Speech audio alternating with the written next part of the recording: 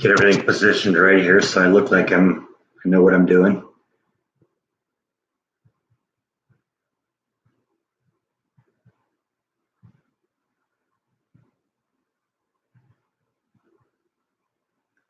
Hey, there we go. First person. Hey, Jeff, first one in.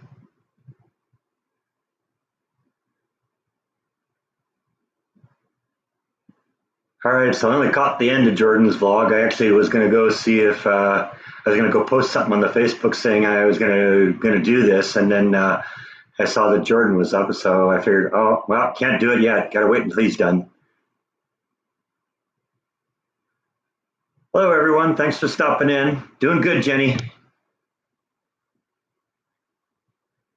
Just got back from doing another restaurant vlog today, so you'll see that in a few days. Yeah, that's it. That's it exactly. I got to take turns. I won't get anyone viewing if I go on while he's on. So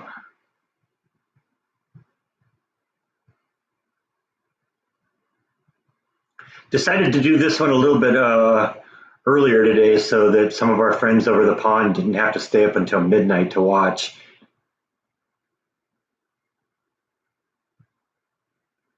Yeah, I like doing the restaurant vlogs too. They're actually pretty easy to do because how hard is it to go out and eat something?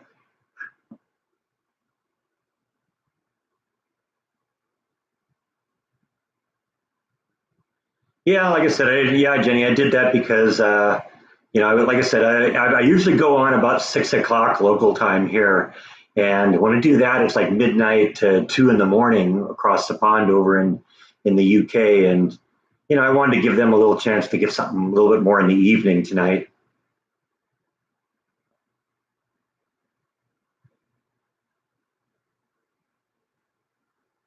That's good. I'm glad, Lynn, that you got the alerts on.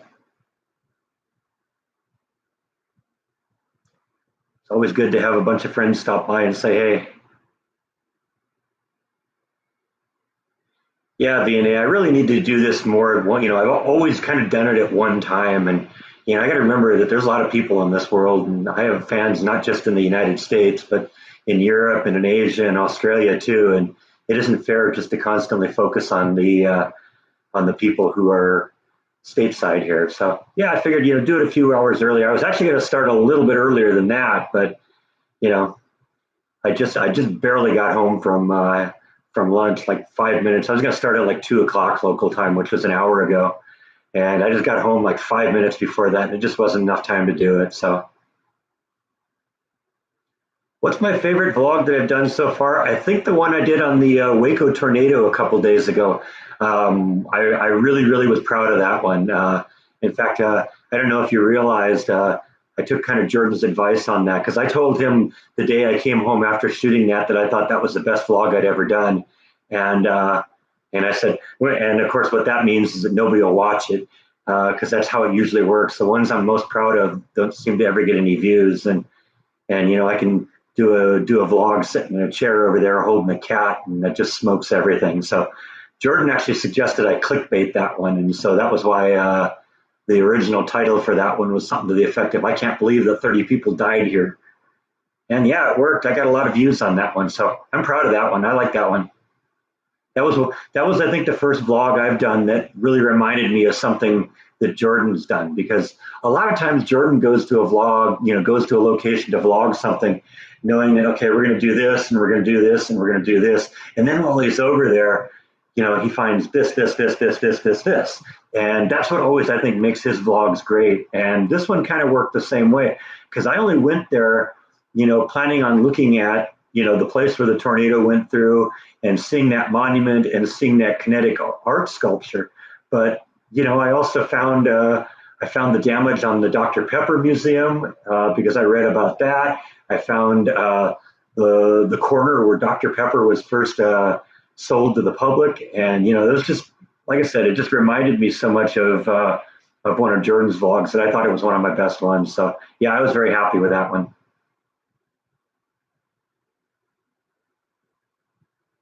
Yeah, Jeff, I am. I really feel a lot more comfortable with these now.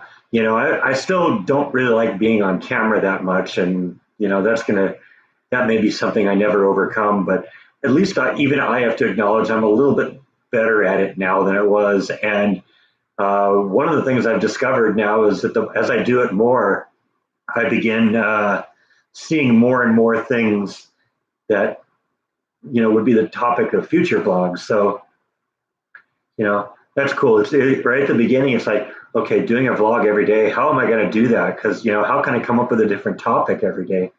And you know, you just kind of learn after a while, and all of a sudden you start looking at the world a little differently, and say, oh wow, I could vlog that. Oh, I could vlog that. And it just kind of comes with it. So yeah, I don't know.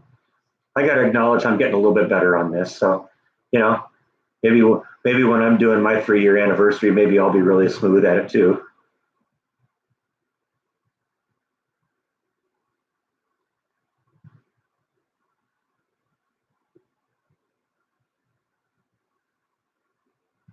Yeah, you're right. It's gotten the idea juices flowing, and yeah, I'm figuring this out as we go along, and I had a good teacher, so thanks, Leona. Appreciate that. I like the compliments.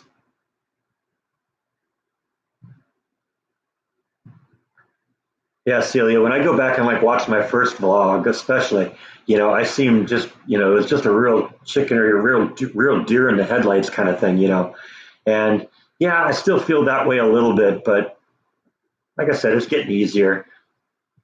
I don't know. Maybe it would be different. Maybe it would be different if I had 1,000 people standing right in front of me and I was doing this live. But maybe it's a little easier because it's just me and the camera, and I have the knowledge that if I screw something up, that I can go and do a second take and make it look okay.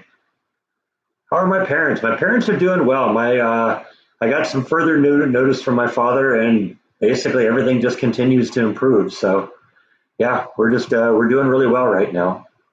I mean, I told you about his incident with Life Alert last weekend, where it was way blown out of proportion, but that happens, I guess, sometimes. I was talking to my mom afterwards, and she was going to go call Life Alert and give them kind of a piece of her mind because she didn't want, them making us panic with something like that. And I kept saying, no, no, no. I'd rather, be told. I'd rather have there be 100 false alarms than to miss something that we needed to know about. So I begged her, and I think ultimately she decided, okay, we won't. I won't do that. But yeah, Life Alert kind of screwed up a little bit. They overreacted a little bit, and then they passed off, inaccurate information, and that made the situation worse. But you know what? We got it all straightened out, and no one's that worse. No one's that much worse for the wear. Yeah, exactly. Better to be safe than sorry. That's cool. I'm glad you liked the video editing one. I was concerned that that might just be too much into the weeds and nobody would watch that. I've gotten some good feedback on that one, and I thought it was interesting. I'd been kind of thinking about doing that for a while, and it was just a matter of I wanted to show me editing one of my vlogs, and it had to be a vlog that was simple enough to do that. And it seemed the one from the day before was kind of the perfect one because in reality there weren't 100 different clips I had to piece together, and some of the comments I got indicated that they just thought that some people, and just it was just a few people, thought it was like way more complicated than what they could ever do, but it isn't really. That was part of what I was trying to get across when I was doing that. Is it's a lot easier to do that than it is, because in reality I did do a lot of things, but it was basically the same task over and over and over and over and over again, because I had 12 or 15 clips I wanted to piece together. So all I really did is I cut out all the junk before I started talking, cut out all the junk after I started talking, and plopped it into the timeline. Then I went into the next clip, did the same thing, plopped it into the timeline, and just repeat over and over and over until the whole thing is done. And then just go in and bulk add the transitions, rip it out, and that's all there is to it. It is really, really simple. And I bet you those of you that commented that thought that this was beyond you, I bet you if I got you a one-on-one and actually put you on the computer and let you see it and do it and touch everything with your hands, all that, I think you'd realize that it's a lot easier than it is. I didn't get any special training on that. I just opened up the program, started playing with it, and figured it out. It's actually really, really easy. Yeah, well, that was the other half of it, Nicholas. I thought, on one hand, it might go over people's heads. On the other hand, I love that kind of stuff. There was a South Park episode that I saw once where they did the episode, and then on the DVD, right after the episode, they did a little documentary on how they made the episode, and it was kind of fun to watch that because with South Park, those guys, generally go from rough concept to finished product within a week. And they do everything like the week before the episode shows. And so oftentimes it's like crunch time, right down to the last minute. This thing's going on in an hour and we don't have it cut yet. So, I was fascinated to see how they did that. And so that was sort of what inspired this one too.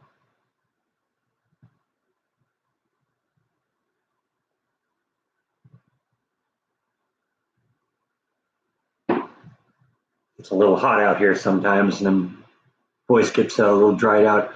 It's really hot today. We're in the middle of kind of a heat streak right now. There's a big high pressure system parked right over Texas, and so it's like 102, 103 degrees every day this week. Ugh. So yeah, I'm just hanging out in the AC. Yeah, well, that's how it is, Jenny. You just do it over and over again. You figure it out. Like I said, the editing isn't really that hard. It's just you know, you just, it's just repeating the same task over and over again. And the beauty is, when you drag all the files in, you basically just grab them, drag it in. They just put them in an order. So if you shoot your video in order, all you got to do is edit the beginning and ending of the clips and push it all together, and you're good to go. Didn't want to do that episode though. Have that episode be one of those "that's not how it's done" episodes though, because that's way more complicated, and there's a lot of detail work to pull something like that.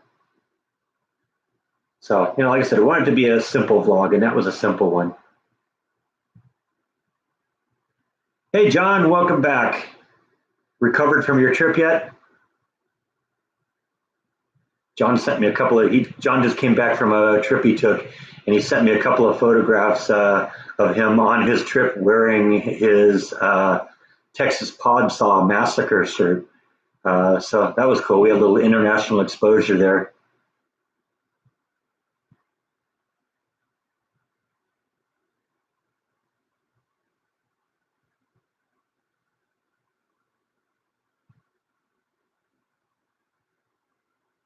I've heard it snows a little bit here, but then as I talk to other people, they say actually sometimes it snows a lot here.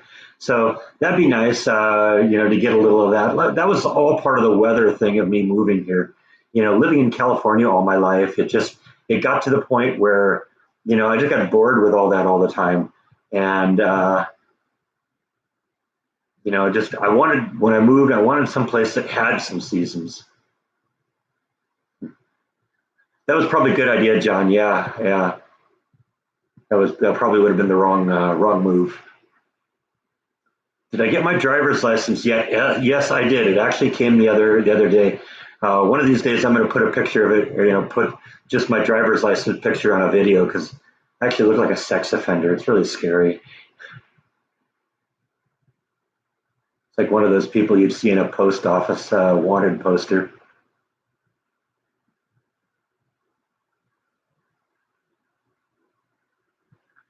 My parents are doing well. I got some more feedback from my father. My father continues to be on the mend.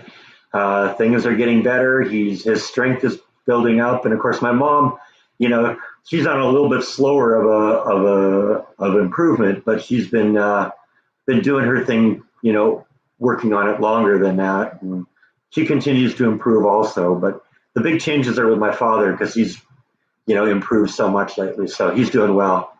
They're both doing well.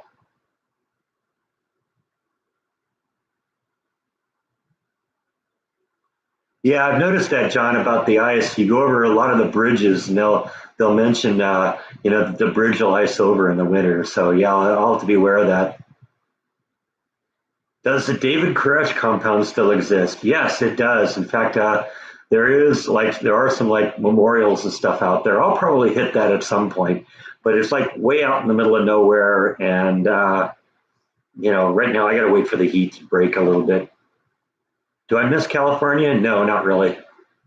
Not really. I mean, it's fun going to see my friends and hanging out with family and all that. But uh, I was kind of over California. That was why I wanted to leave.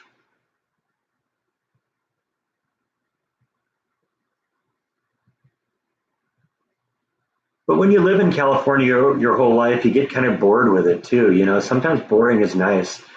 Waco is a little boring maybe for some people, but it was. I think it was the right move for me.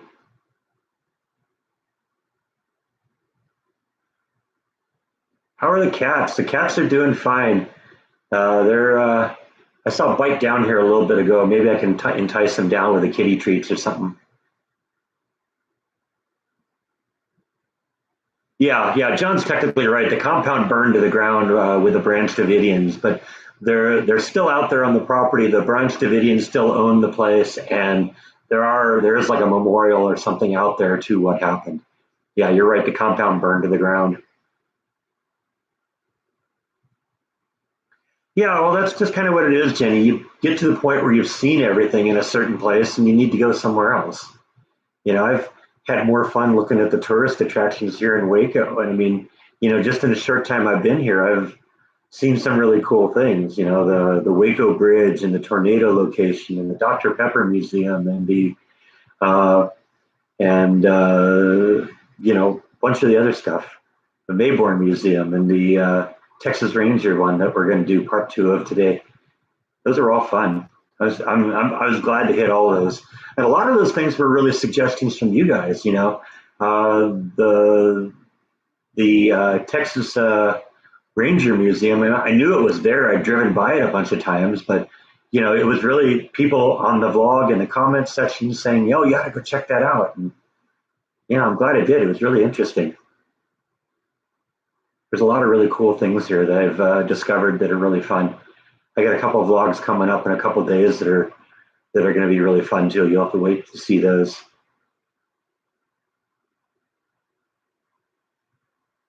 Yeah, I've flown through New York City, but never really spent any time there. I'd love to see it, but once again, it's one of those things that it's exciting to me because I've never been there. But if you've lived there all your life, or a significant portion of your life, then it gets boring after a while.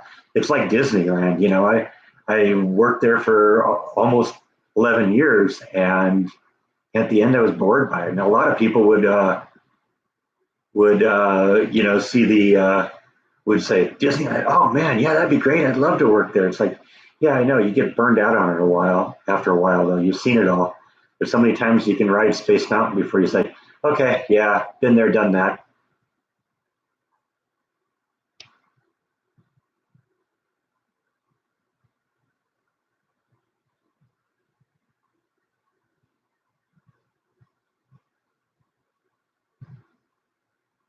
How long am I going to give Waco if I don't find a job? I don't know. I don't. I haven't set a number. I'll play it by ear.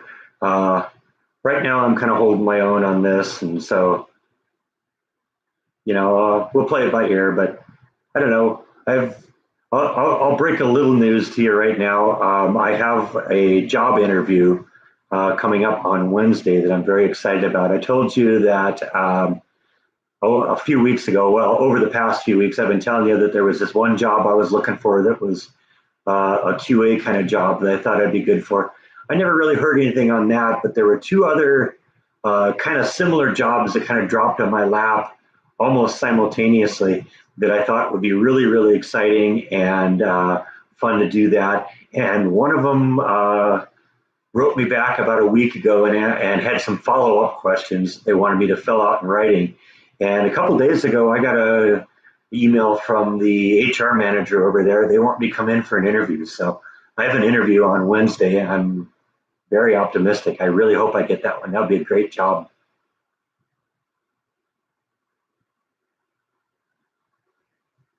Yep, we got one possibility here.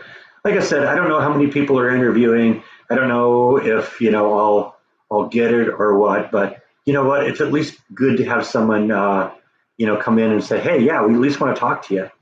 And they said in the letter, we like you. We like what we see. We like your qualifications. So like I said, fingers crossed.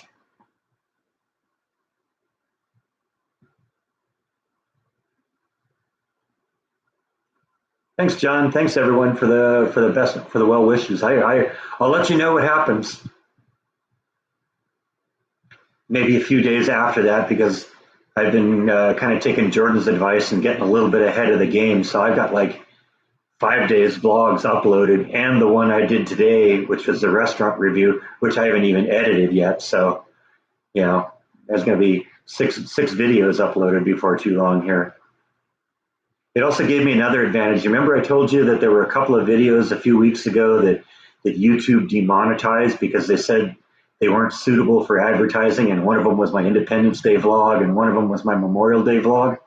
Well, they tried to demonetize another one of my videos, the one that you're going to see tomorrow, the one that will be posted tomorrow. And fortunately, since they flagged it before it went live, I got a chance to get the problem corrected before it went live. So that's definitely another advantage to getting a little ahead of the game and having them up, because then if there are problems like that, you have a chance to deal with it. Because with these vlogs, most of my views come within the first 24 hours, and if in that first 24 hours they demonetized it, it's basically just kind of taking all the money I would have gotten from that. And I'm not getting really a whole lot of money from this anyway, right? Yeah, so don't really want to lose any that I don't have to. So it was good that we get that one corrected before it became a problem. Denise, greetings from Michigan. Greetings from Texas.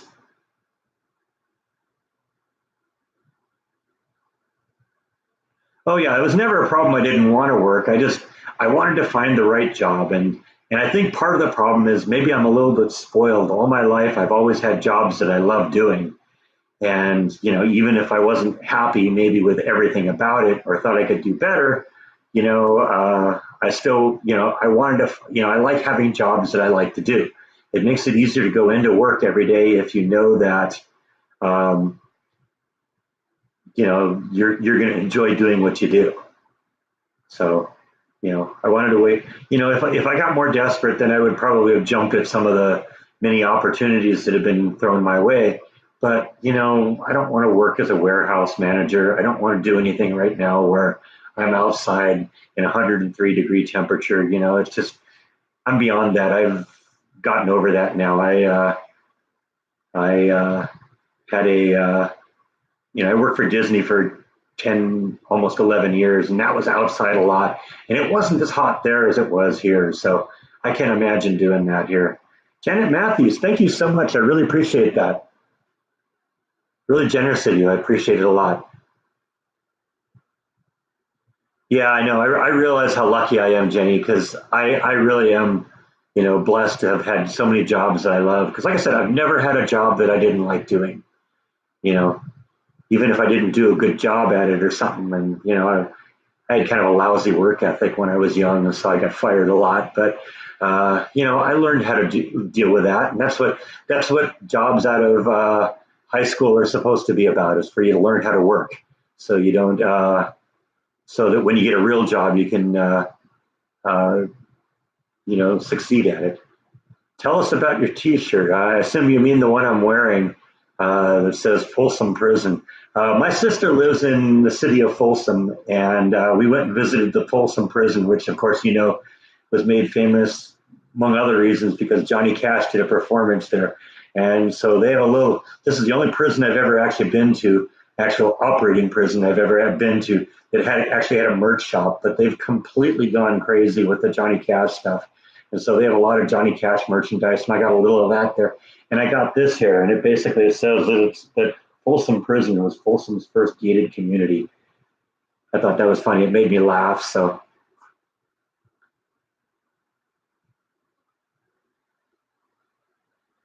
yeah. Nicholas is right. It's QA is quality assurance. It's the people to make sure that the product quality is okay.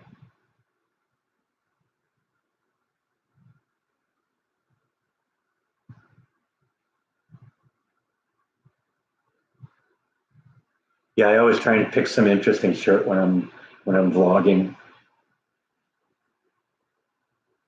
Yeah, I kind of like Johnny Cash too. He's an interesting individual.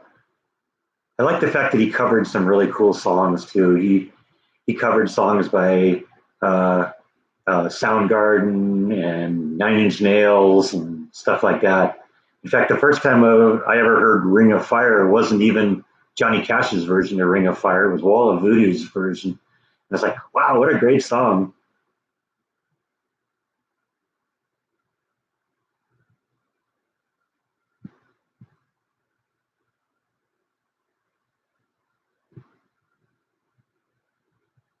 Yeah, yeah. The Nine Inch Nails song was "Hurt," I think, and Soundgarden he did a great cover of Rusty Cage's.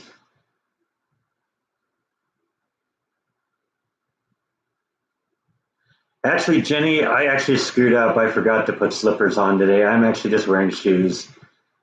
Yeah, I forgot about that. Sorry. I hope that didn't ruin everyone's day. I'm not wearing slippers today. Wow, you met Johnny Cash at South by Southwest. That's cool. Yeah, he's one of those people that would have been great to meet.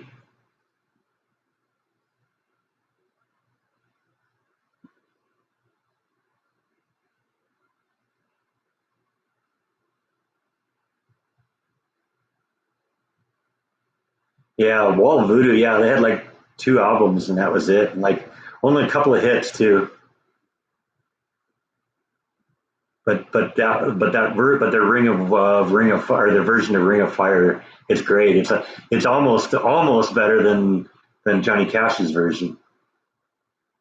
And that wasn't actually Johnny Cash, was it? That was June that wrote that, wasn't it?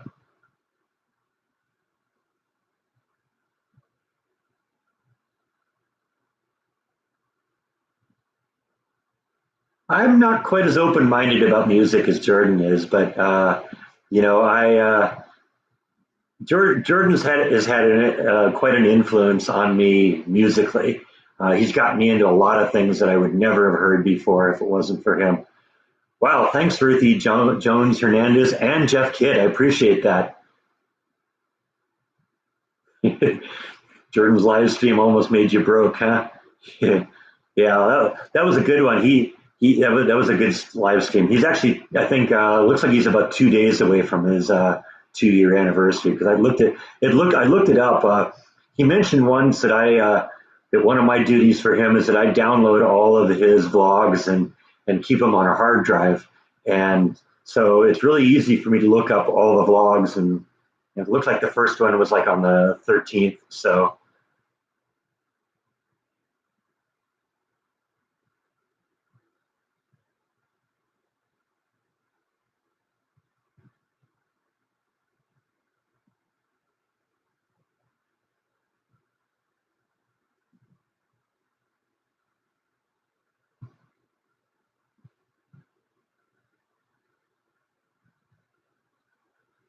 yeah, I heard that. I guess that's been a month now. That's cool that they're doing that. That's I only stopped in at the end of that, so I only heard a little bit about that. Is that something Jordan's doing, or is that or is it something that he's participating in that somebody else is doing? I don't know. I didn't hear the beginning of that.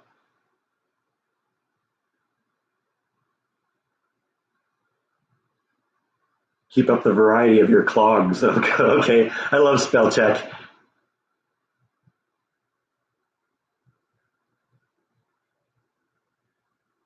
I've only been going for a few minutes, what, about 30 minutes, Linda. Yeah, there is a little bit of news on the job front. I got a call back from one of the jobs I'm interested in, and I have an interview on Wednesday. So, yeah, keeping my fingers crossed on that. Yeah, I knew what you meant, Nicholas. It made me laugh because, gee, it wasn't long ago people were talking about slippers, so now we're talking about clogs. Yeah, Jordan's doing it? Okay, that's cool.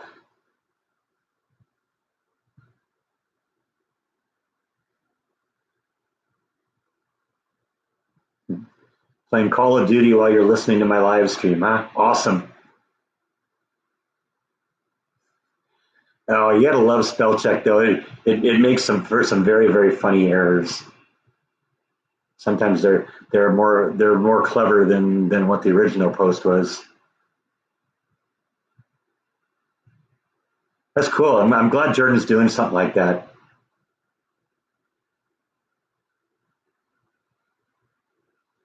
Thanks. I'm glad you're wishing me luck on that. Yeah, I'm very excited about it. It's a job I really want to get, and when I first came onto my radar, I looked at it and said, "Wow, that would be fun to do." But I don't know if I'm qualified for that. So I was really surprised when they not only replied back and had some follow up questions, but then came back again with a second email and said, "Yeah, we want to interview you. We really like your qualifications." So yeah, this could be good, and it might be a real fun job. So I'm looking forward to it.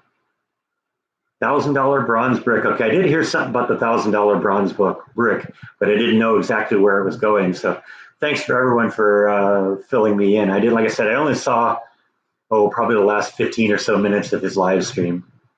So I'm glad he's doing something like that. And it looks like he got a few donations towards that. So that's very cool.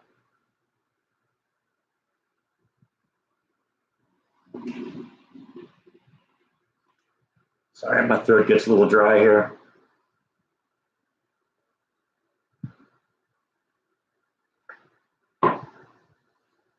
Yeah, I don't know. We got to figure out how the hell the job will work because if this were something in LA, I might be competing against 100 people, but this is kind of a smaller market, so who knows? I might be, one of only a couple of people. And the fact that they said that they like my qualifications, that's a good thing. If I can just kind of make them like me now and get that all worked out. So, and the beauty is, I got a couple of days to prepare for it, which is really nice. I think what I'm going to do. Um, you may recall a couple of weeks ago, I went and participated in a couple seminars at the Texas Workforce Commission, and there was a woman who was really very, you know, helpful and gave me a lot of great advice.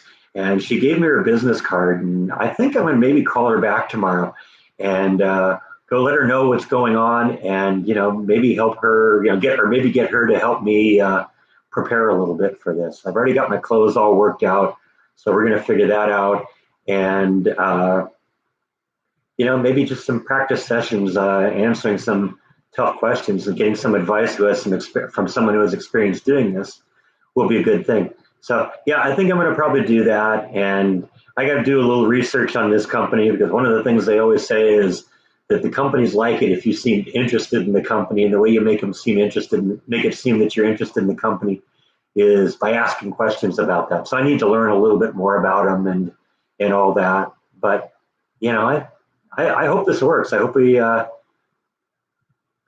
I hope I hope I get it. It'd be a great job to have. If you had a turtle, you'd name it Leona. I don't know why. Yeah, I don't know why either.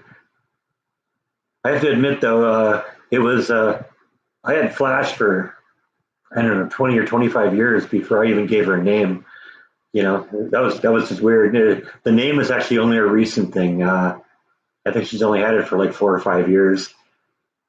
It's a good thing now because I couldn't just call her the tortoise now.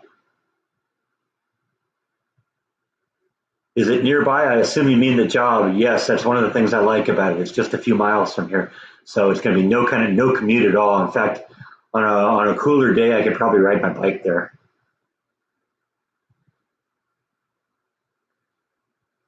Thanks, Greater Bilby. I appreciate that. Can use all the help I can get. I yeah no I'm not gonna give a whole lot of specifics about the job.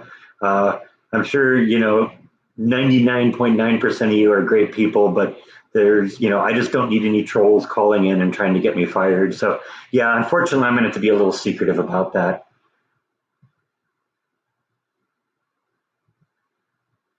Sorry about that, everyone. Won't be able to share that part of my life for a while.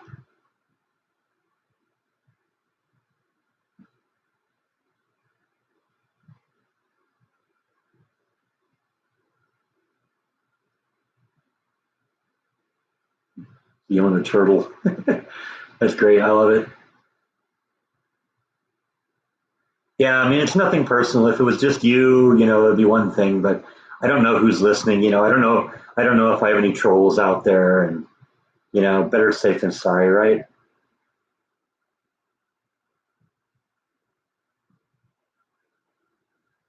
Yeah, I hope I do great. Hope I do great. That'd be, like I said, it'd be a job that I would love doing, and it's something that I think I can grow in, and it's close by. So yeah, it's like the trifecta there. Money is a little bit on the low end, but you know, at the end of the day, I'm thinking, you know what? Since I'm probably not, once I get a real job, I'm probably going to go and buy a house, and since I'm going to probably be able to pay cash for the house, I shouldn't have a mortgage. So, maybe a little bit lower starting salary isn't going to be such a bad thing. Maybe I'll be all right. And maybe if I can augment things a little bit with the vlogging, I think it'll all work.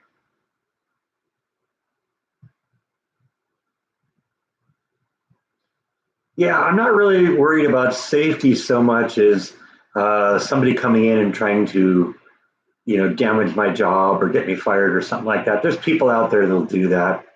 You may even see some of them pop up here, for the trolls.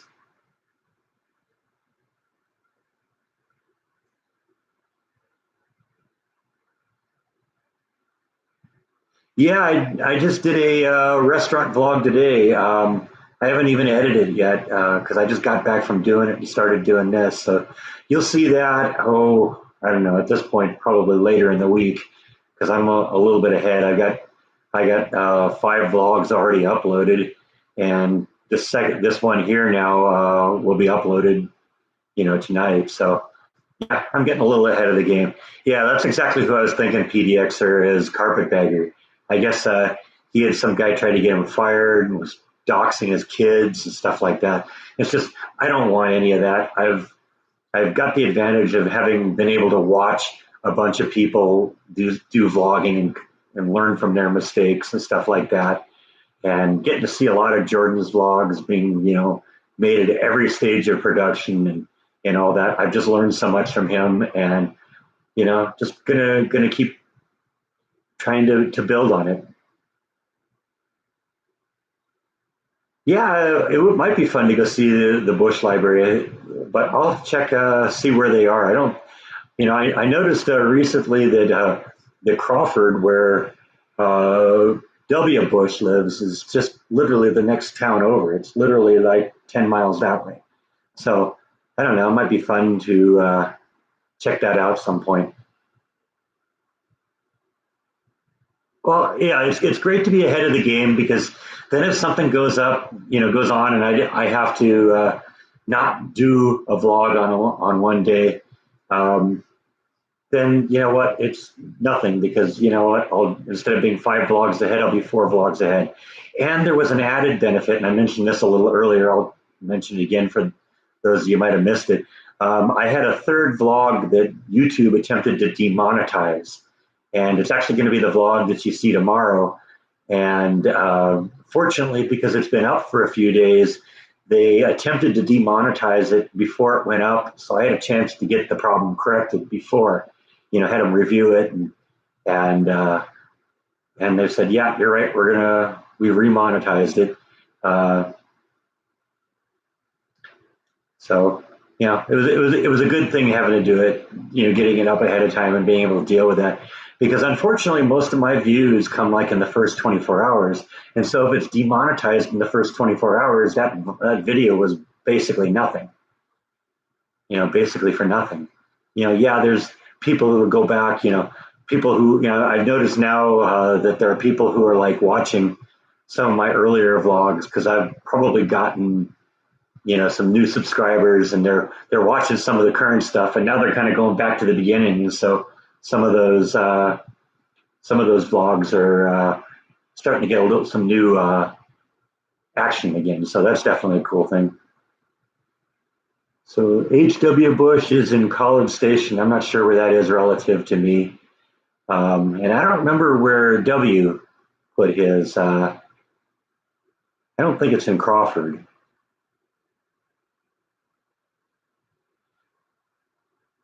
Yeah, sometimes they demonetize. A lot of times they demonetize veterans and Christians and stuff like that. But this one that I'll put up tomorrow, it had nothing to do with either of them. So I don't know. I don't. The other two I have, is Memorial Day and Independence Day. And it's like that seemed really suspicious to me. But yeah, uh, this one had nothing to do with either of those things. So I don't know. I think what ends up happening is I think it's all their algorithms, and their algorithms are just being overly protective, at least on one side, and they'd rather demonetize something than get criticized for not doing it. And unfortunately, they are wrong more than they're right. Do I have a PayPal account? Not really officially right now. Uh, yeah, I probably ought to set one up. I have actually a private one, but I don't know. I probably ought to save. Uh, probably ought to create one more dedicated just to this thing, just so I can kind of keep, just so I can kind of keep everything separate. W's is in Dallas. Okay, well that isn't too far. That's about 100 miles from here, so that isn't too bad. I could do that.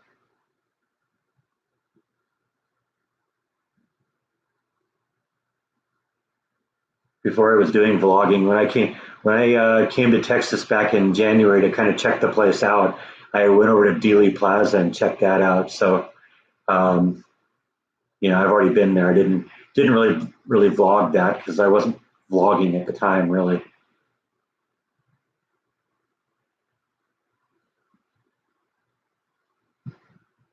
Do I have a PO box? No, I'm not doing that.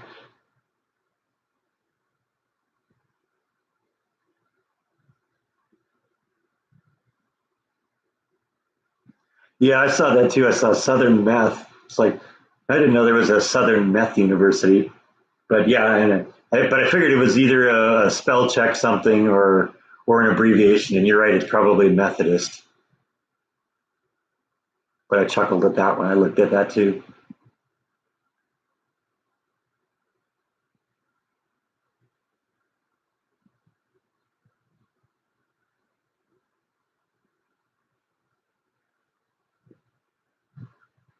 Yeah, Super Chat takes a little out. Um, Patreon takes some out. But I think if you do the PayPal thing and do it like friends and family, then they don't take anything out for that.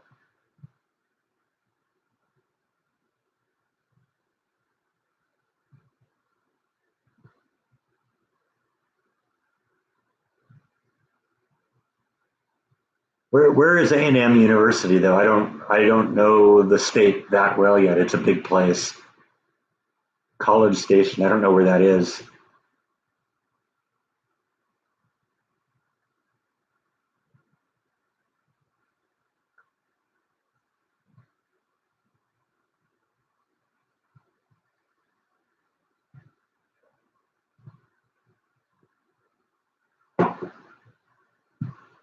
Yeah, that's about right with Super Chat. That's kind of been my experience too. I think it depends on how much the donation is though, because it seems to vary. Because I notice sometimes where the donation is a smaller amount, sometimes they don't necessarily take as much out. I don't know. It might be a multi-tiered thing.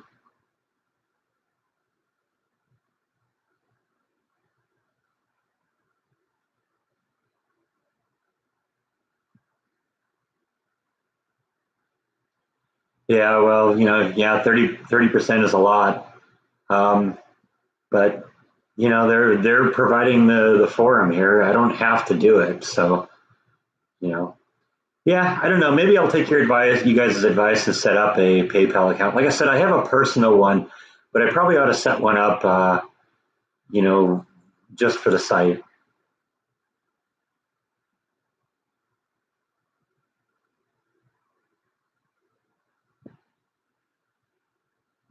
Yeah, I don't know exactly what what it is their algorithms are looking for. Sometimes it seems suspicious that it goes after certain things. But like I said, I had one that was demonetized that's posted tomorrow, and I'm not sure exactly why that one went out. So who knows? It might have just been some word I said.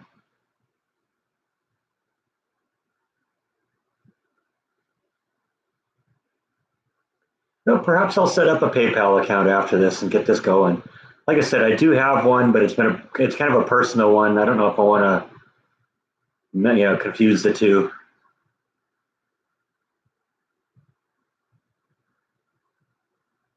I'm glad you're multitasking, Jenny. Get those dishes done. Feed the puppies. Got to do that.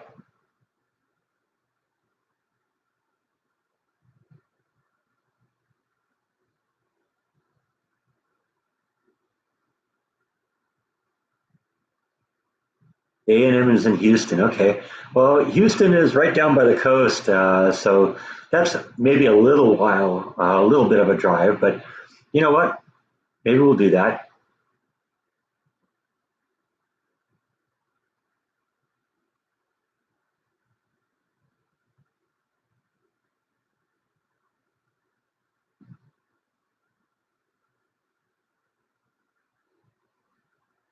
Does anyone snail mail anymore? I've noticed that I don't very much anymore. When I do bills, it's online. When I'm writing a letter to someone, I email them or text them or call them. Yeah, I think it's just getting to the point where snail mail is getting to be obsolete. And I think my experience with getting my driver's license was a perfect illustration of that. It took a month to get it to me because some reason the first one was lost. And it was funny.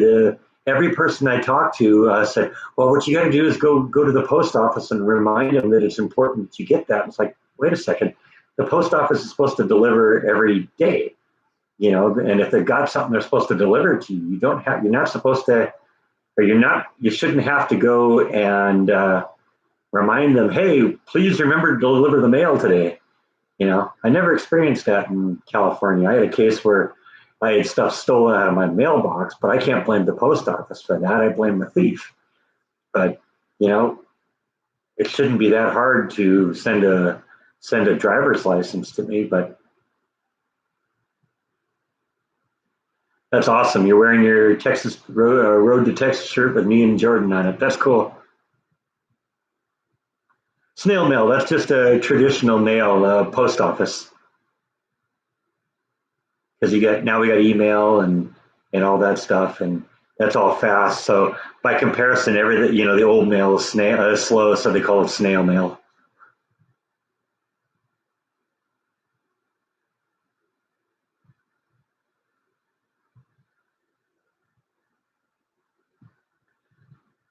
I'm kind of like that too. I like writing, but my penmanship is so horrible that I actually prefer writing on a computer. So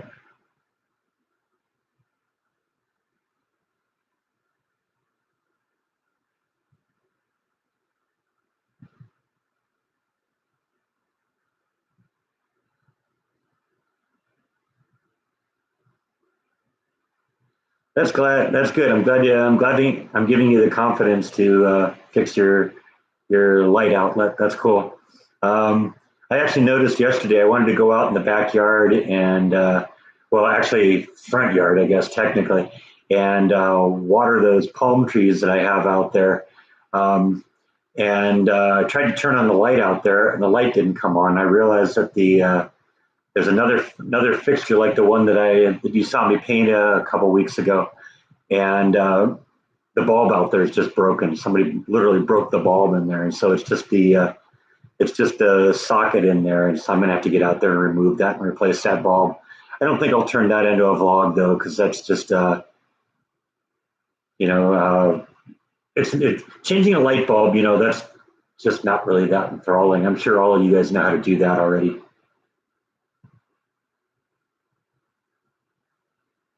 Yeah, my spelling is decent, but and my grammar is decent. It's just my penmanship is just atrocious. Unless I really really think about it. And in order to really really think about it, I have to um, you know you start writing like 1/3 normal speed, which slows down. I can just type faster. So I get to the point where I prefer that. A lot of times when I write, it's kind of a stream of consciousness thing. So I'm not even focusing on getting the words, and I'm just kind of, trying to get it as it's coming here. And then I go back in and try and fix it.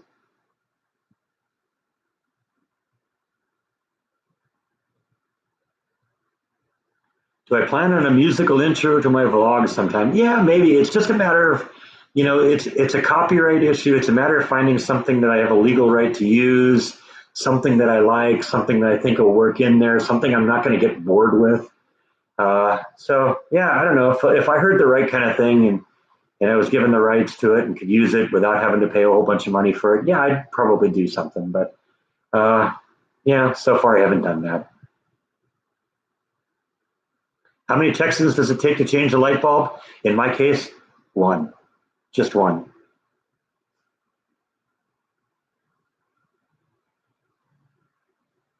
I was chatting just to you, Jenny. All the rest of these people, they're all make believe. That's those trolls that Jordan's always fighting. Candyland Riot. Yep, great band. Huge fan. Probably their biggest. How many surrealists does it take to change a light bulb? Fish. That could also be the answer to how many people with ADD does it take to change a light bulb? No, you're not trolls. None of you are trolls. I'm just laughing.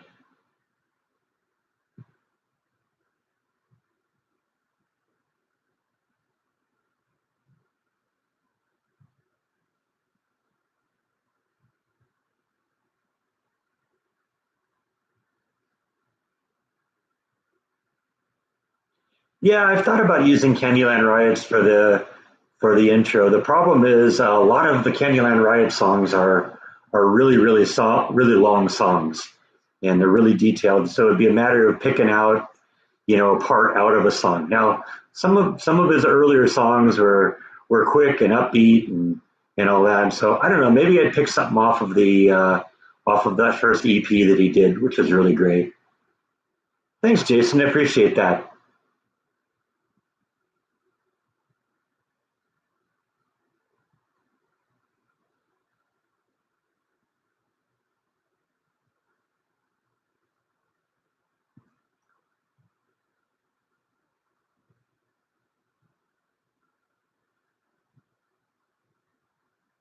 Yeah, I am going to do some T-shirts. I showed you a while back that image that John did of the Texas pod saw massacre. It was basically me going all Leatherface on a pod, and we're going to do something with that. I've got another idea that I'm going to be talking to John over the next couple of days about. That it's going to be a "That's Not How It's Done" T-shirt, and I think that'll be a good one too. I'm very eager to see what John comes up with on that.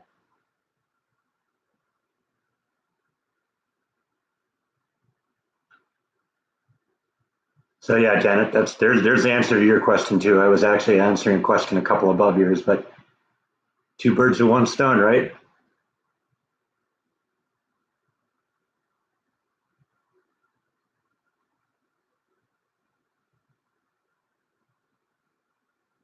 Oh, you're talking the Bullet and Animation song. That was the one that we did on the Candyland Riots video that had the firework thing in the background. Yeah, that's I don't know, kind of a slow song. I want something a little bit more upbeat. Like I said, some of the stuff off of uh, some of Jordan's first EP, I thought there's like two or three songs there that maybe be the good. Maybe I'll think about that at some point.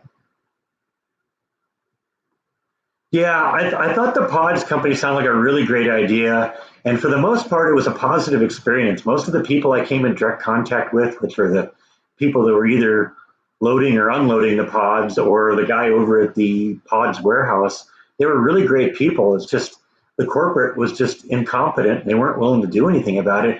And the truth is, it was horrendously expensive. If I'd really, you know, priced this out, I probably would have come up with something better because I think I paid at the end of the day, probably about $12,000 for that. Now, granted, I was moving a whole house full of stuff, but still.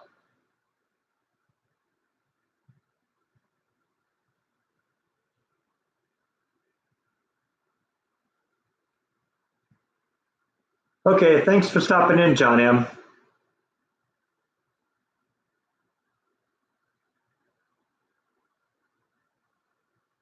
How do you find a company to do your t-shirts and mail them out? That's the big question right now. I mean, I might go with like Spreadshirt just to get some stuff out there at some point because I know Jordan's still working with them.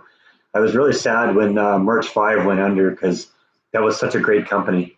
They did such great work.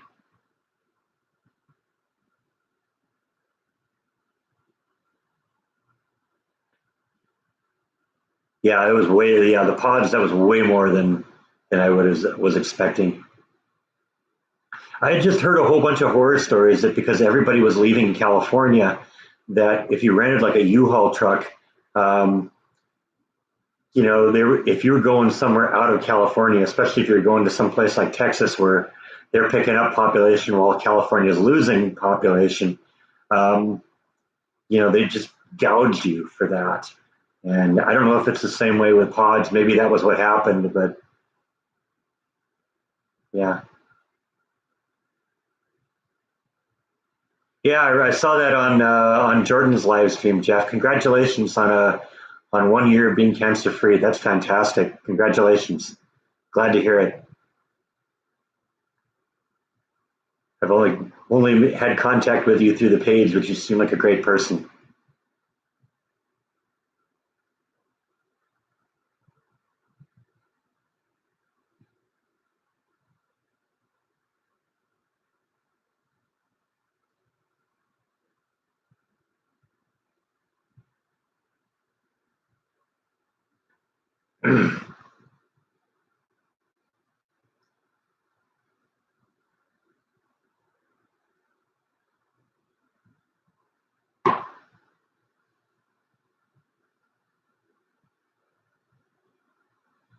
Hello, Frank.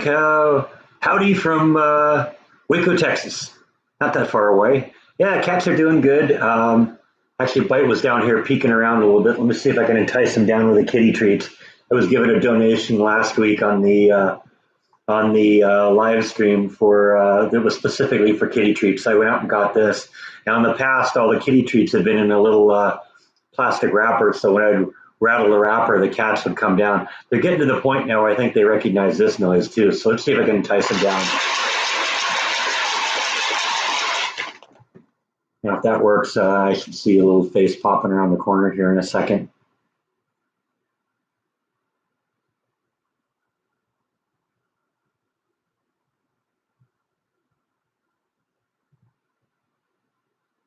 Do they like the treats? They love the treats. Yep, there's Bite. I see Bite. Still black and white face peeking around the corner. You want a kitty treat, Bite? You got to come up here and join the conversation. Come on. Come on, buddy. Accidentally dropped one on the ground, but maybe that'll entice him to come up. Come on, Bite. Kitty treat. You just got to come up here and say hi to your fans. Come on, you gonna do it? I see you. You don't shake your tail at me. Come on up here. Come on up. Now. Come on. Come on up. Set it on the couch just a little out of his reach, and he just paws at it and grabs it. Come on, buddy. Come on up.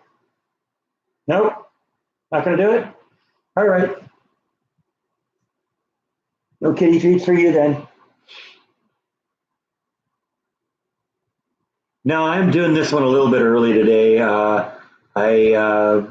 I've realized that the last couple times I've had a whole bunch of our friends from over the pond, on the other side of the pond, coming on here, and it's like midnight for them, and it isn't fair for them. So I decided to come on a little bit earlier today. Okay, I'll give you the kitty treat, even though you don't want to come up and say hi. Yeah, I don't know. Sometimes he's a little finicky. Do they like catnip? Yes, they do. Yes, they do. I think all cats like catnip.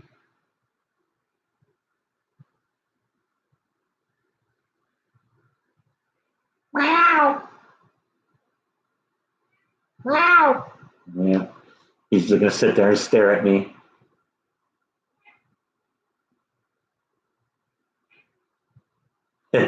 Got your cat's attention too? All right. Pleased to do my part here.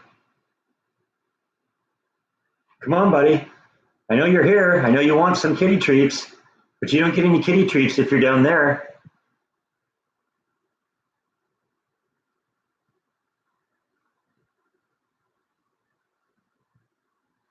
Come on, buddy. Don't just stand there. No, you gonna turn your back on me?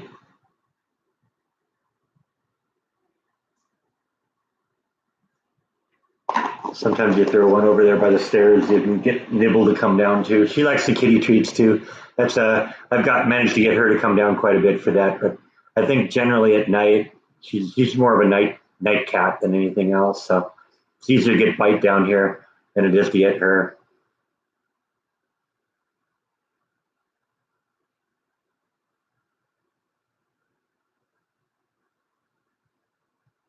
Yeah, it's hard. It's hard getting having to lose a cat. I've done that a few times. It's no fun. It was bad. It was worse for me too because it was not only my own cats and dogs I had to deal with. I had to deal with like my sister's cats and my mom's cats because none of them could ever, work up the courage to actually take them to the vet and do that. And so, since I worked at a vet when I was in high school, right out of high school, um, I was always the one that was recruited to do that. So I've had to put every one of my dogs down, every one of my cats down, and even my mom, my sister's cat, I had to put down, which is sad.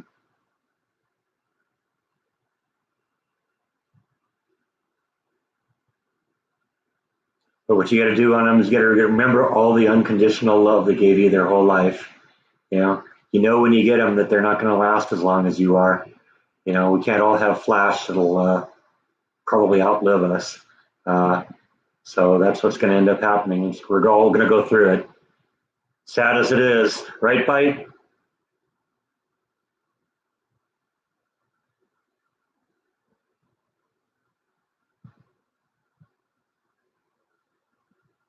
Yeah, I know. I'm concerned about the same thing with my guys. They're about 11 and a half years old now. I'm sure it doesn't help matters the fact that they're both very, very overweight. Aren't you, Bite? Yeah, you've never missed a meal in your life, have you?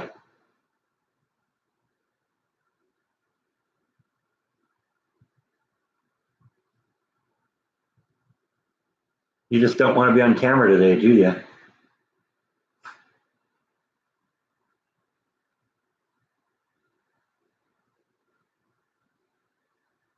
Yeah, I've heard a lot of cases about people who have pets to go to 19 or 20. I hope my guys last that long, but in the case of dogs, it's usually the smaller dogs that live longer. Um, you get a big dog, they usually burn out in 10 or 11 years. And I've always only ever had big dogs. So,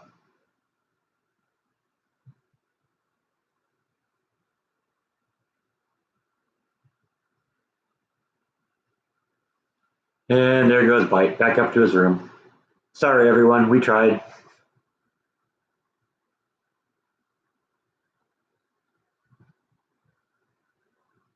Oh, yeah, pets are much better than people. Pets give you unconditional love, no doubt about that.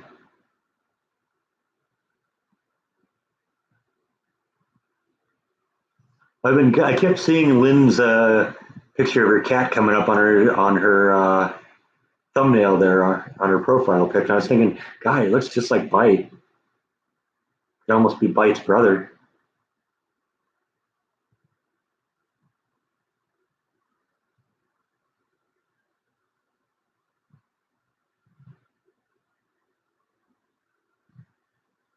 Yeah, I'll have to definitely check out both the Bush libraries if they're that close here. I've been to two of them in my life because I used to live literally 2 miles from the Nixon Library, and I'd been up to the Reagan Library a couple times in Simi Valley.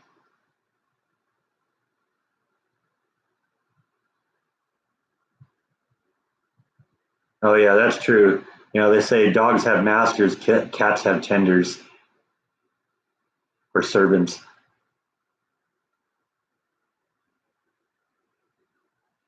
I've been hearing a lot of people doing that where they're burying their pets with their family now. That's must be something that's new.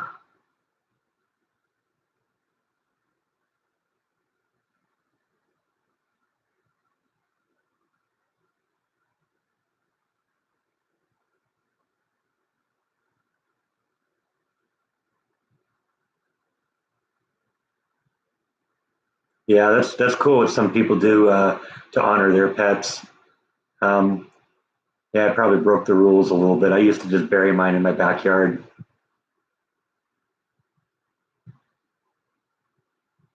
Did the same thing with the dogs when I lived at my parents' house. Anyone ever fully excavates their yard, they're going to find three dog carcasses back there.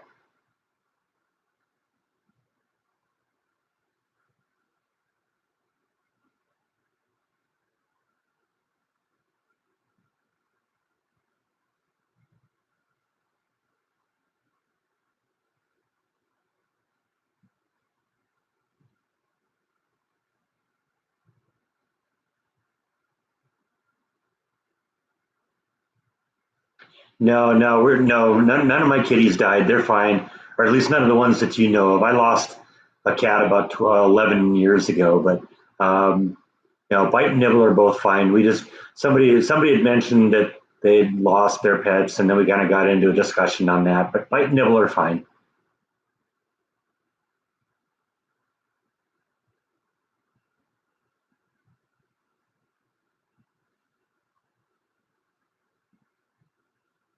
College Station is about an hour and a half from Waco. Okay, that's definitely within the that's definitely within the realm of possibility. Chairman Mao is buried in your backyard. Wow, that's impressive.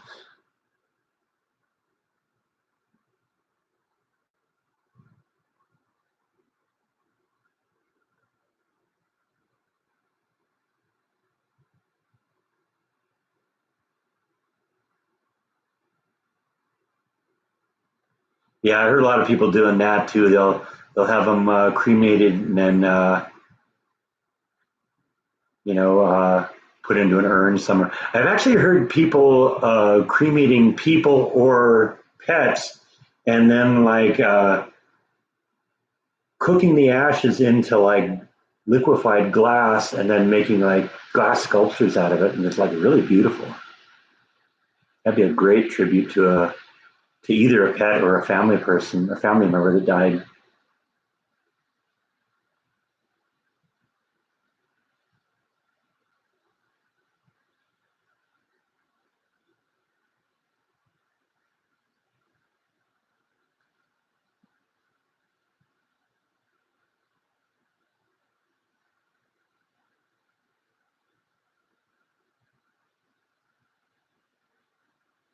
All right, thanks for stopping in, Mistress Beats. Go take care. Go take care of those puppies. I know how puppies can be.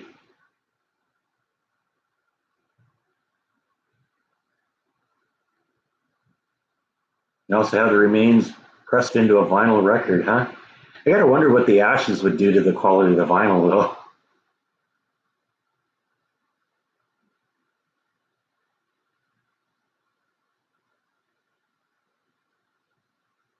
Thanks, Dan. Appreciate you subscribing. That's awesome.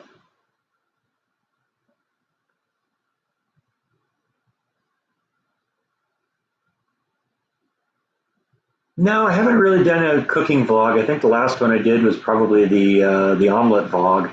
Um, I was actually thinking about doing my lasagna vlog, but I went over to the storage locker and I wasn't able to find the recipe right off. So that might be something that has to wait until after I move into a house and get everything unpacked.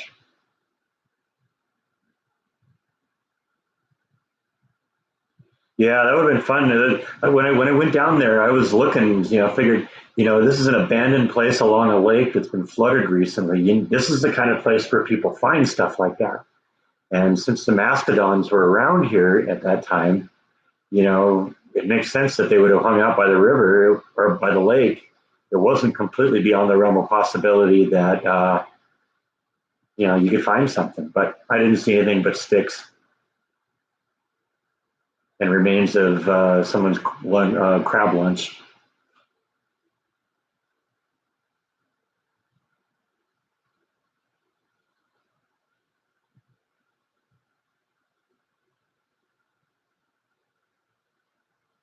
Yeah, my experience with like pressing stuff is with CDs, and I can't imagine putting like ashes in that because that would be just contamination throughout. But yeah, I don't know. But you're right. If you had it of a person speaking, that would be awesome.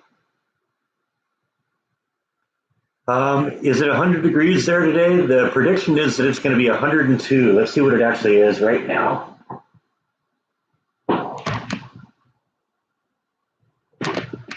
It's getting there. It's 98 right now. Hot enough that I'm glad I'm in here in the air conditioning doing a live stream.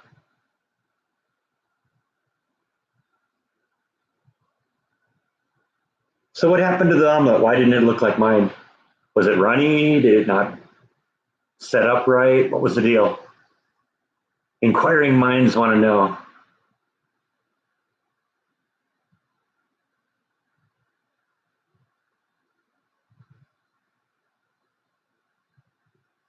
Yeah, I don't think I'd want to put up with 117. That's too much. I've been there before. That's don't need that.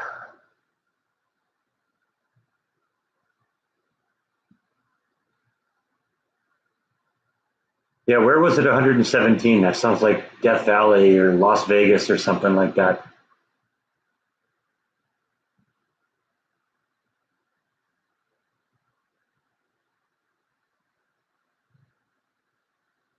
Yeah, you didn't miss anything here, John. It's been in the upper 90s and low hundreds for well, basically since I arrived here in May.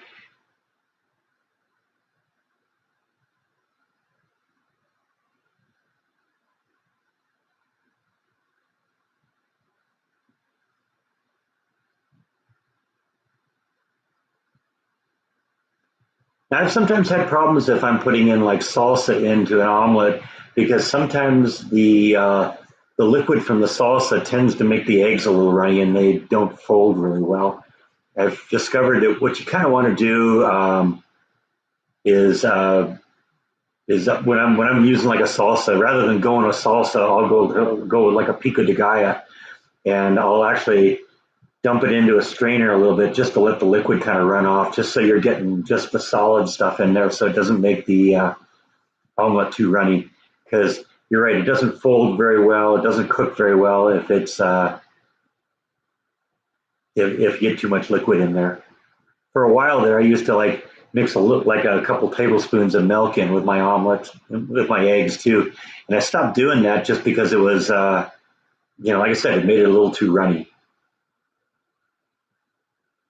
I think the biggest problem people sometimes have with omelets is they don't cook them enough, and they end up undercooking them. But I guess it's possible to go the other way and overcook it too, huh? Yeah, I've done that too. Put the salsa on top. That's really good. Does Waco have palm trees? I know they have three of them now. No, there's actually a gardening shop around here that I've seen that has some. So I don't know. I've also heard people say that the palm trees don't do well in the winter here. So I don't know. I'll have to kind of play it by ear. We'll see what happens. Maybe it might be one of those things I just have to leave them in big giant pots and pull them under a cover during the winter or something like that. I don't know. We're gonna have to play. We'll have to figure it out. Yeah. If you overcook an omelet, that's not good. You got to. Usually, what I do, using the ingredients I do, is I watch it until all of the cheese on top is melted. Usually, once the cheese on top is melted, then I'll usually turn the heat off because the egg will continue to cook for a short period of time afterwards.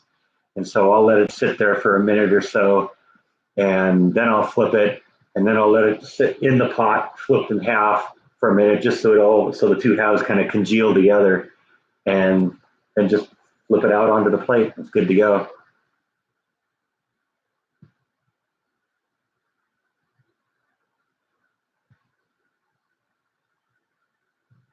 I like to make chocolate chip pancakes. They sound good, but I'm somebody that doesn't usually eat a lot of sugary things for breakfast.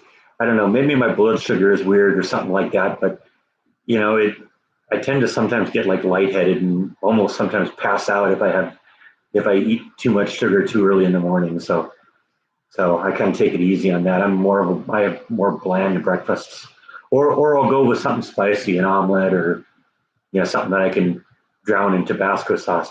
Thanks, Jen Feely. Jean Feely, not Jan. Jean Feely. Thank you very much. I appreciate that a lot.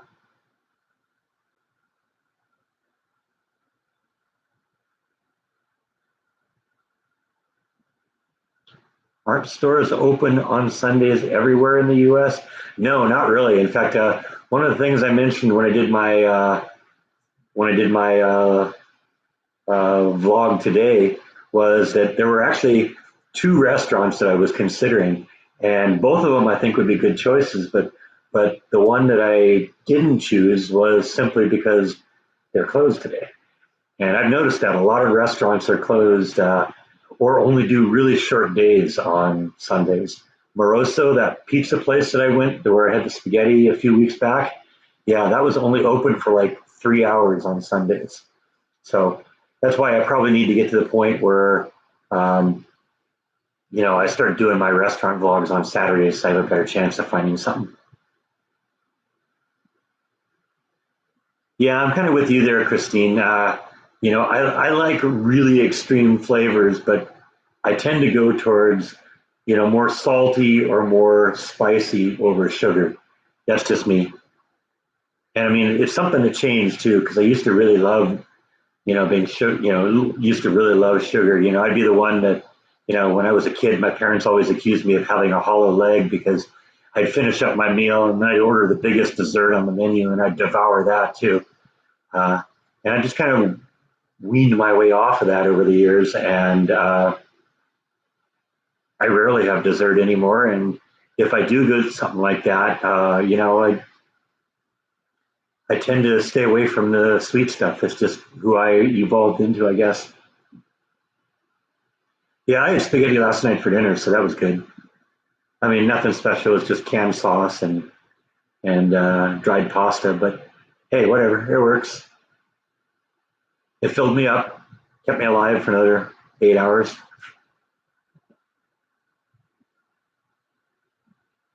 Yeah, spicy is good. I like spicy.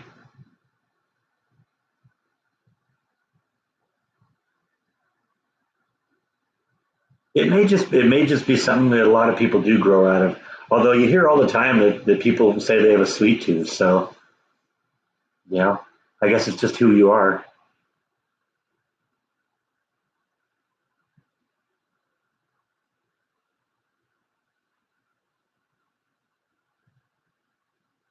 Never had knish, I gotta say. I've had bagels, they're all over the place, but been experimenting a little bit with some of the different things that are like unique to Texas too, and learning some of the stuff that's more that's more regional around here. No Chick-fil-A in New York City. Oh man, that's too bad. I had Chick-fil-A for dinner a couple nights ago. That's the best. Once again, I go with a spicy burger too. They got that spicy chicken sandwich. Love that. Really good. Are Chick-fil-A closed on Sundays? Yeah, I think they are actually. I know that there's a number of companies that are, and I think Chick-fil-A is one of them. I think, also what Hobby Lobby is, and yeah, that's cool.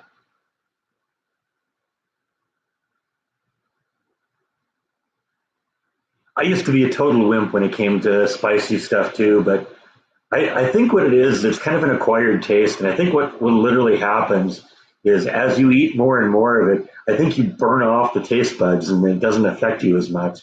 Because I eat things now that I never would have been able to tolerate. I even hated the word Tabasco sauce, but now I've been known to buy it by the gallon. So,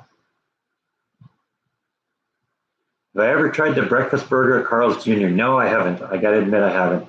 I don't really do a whole lot of fast food. It's really unusual when I go over to something like um, Chick Fil A or even for that. It was just I got home. after doing the vlog yesterday, and it just like I didn't really feel like cooking anything. I only had a couple things in the freezer, and so yeah, I just decided to go out and get something. Sometimes it's easier than going and cooking something yourself. But for the most part, I like to cook my own food. Then you know what you're getting, and you get exactly what you want. Do I have any allergies? No, not really.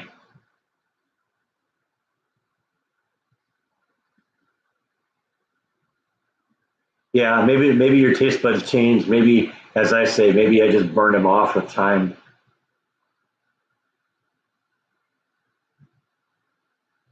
But my tastes in food have definitely changed as I've gotten older.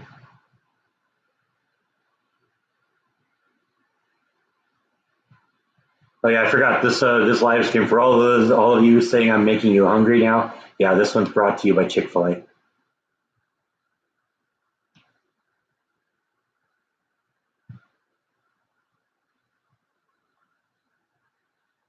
Yeah, we had a lazy dog in near where I lived in California too. I've been there a bunch of times. Great food. It's kind of cool too because it isn't just a clever name. They actually let you bring your dog into the place, and they have actually stuff on the menu for your dog. So you can bring your dog into the restaurant. They have like an outdoor patio area and an indoor, and I think the dogs have to stay outside. But yeah, Lazy Dog is great. Been there many times.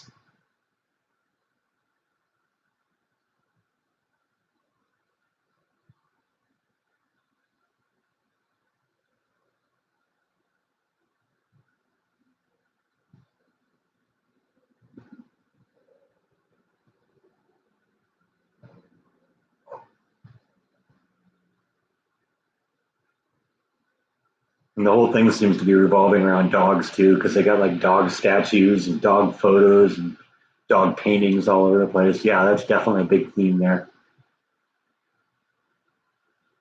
Hello, Richfield, Minnesota. Greetings from Waco, Texas.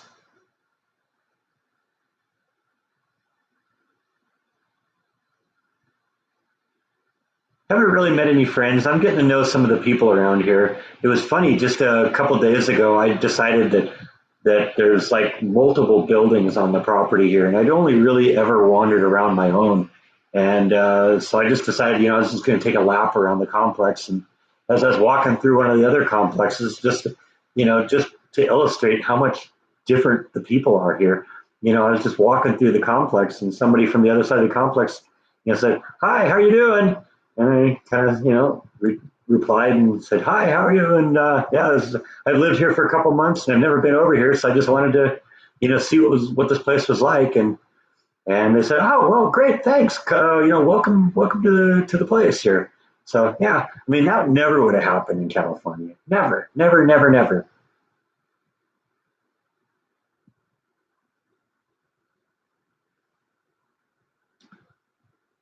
Oh, John had to leave. Okay, I hope I saw you before you left, John.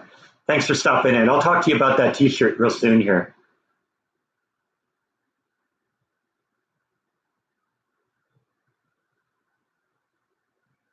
That's great. I appreciate that, Jay. Yeah, Jordan's been very influential in all this. None of this would be happening. I never would have started in the beginning, and even if I did, I probably wouldn't have kept with it. But you know, it's because of Jordan and all of his fans, you guys, that have made this worthwhile. And I don't see any reason to stop. So, you know, I'm having fun doing it. It's kind of cool to do these things, and I like reading the positive feedback. I do read all your comments on there. I don't reply to all of them, but I read them all. So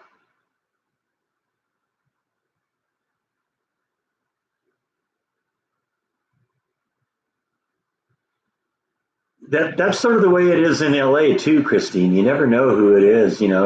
Could be some psycho killer that's doing that. You never know. So, but I've been here now for I don't know, a little over 2 months now, I guess. Now 3 months now because it's August. That's right. Been here for almost 3 months now, and there's never been a time where I've been out here where I've felt that it wasn't safe or I wondered if, I got myself into something I couldn't get out of or any of that. So, really love this place. Thank you, V&A. Appreciate that. I'll definitely go get another chicken sandwich with that. That was good. That was a very, very tasty burger.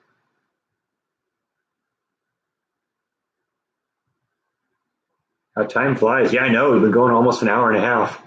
I usually keep these things going for 2 hours at least. So we'll hang out for a while unless everyone stops watching. Yes, yes, there is word on the job front. I have an interview on Wednesday. I'm very excited about. Um, I told you in the past that there was this job I was looking for in the field of QA, quality assurance, and nothing ever really came of that. But then there were a couple other jobs, and I mentioned those, I think, in either past live streams or on vlogs, where it was two different jobs for two different companies that were kind of the same thing. And I applied for both of them. And about a week or so ago, maybe a little longer, I got an email from one of them, and they had some written questions they wanted me to answer. And I responded. And a couple of days ago, I got a call, or well, an email back from the QA or from the manager from the HR manager over there, and she told me that they were very interested in me. They liked my qualifications. They wanted to set up an interview with me. And then a couple of days later, I got another email from her. I think it was probably Friday, I guess. What is it? Sunday now? Yeah, probably Friday. So saying that she wanted to set up an interview with me on Wednesday. So Wednesday morning, I have an interview. So I'm very excited about that. Uh, keep your fingers crossed for me. I'm hoping this one turns out because this would be a great job. Something I'd very much enjoy doing.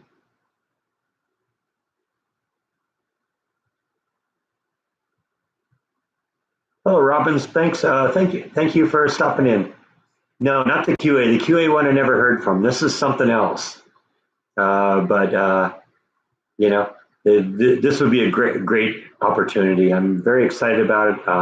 As a matter of fact, I think tomorrow morning I'm going to go visit the Texas Workforce Commission. The woman who was teaching all those seminars that I went to a few weeks ago gave me her business card and said, if you have any questions about things in the future and you need help preparing for a job, call me and we'll work something out. So I think I'm going to call her tomorrow and go in there maybe on Tuesday and have her help me do what I have to do to get this. Like I said, keeping my fingers crossed. It'd be a great job. I'd love doing this. There's been a lot of jobs that have come across my desk that I could have taken, but I've been kind of lucky my whole life. I've always had jobs that I love, and don't really want to break that now.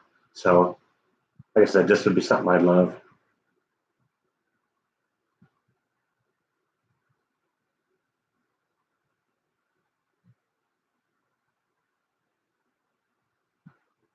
Yeah, I'm sorry, Kathy. You get me going, and sometimes you can't shut me up. It happens.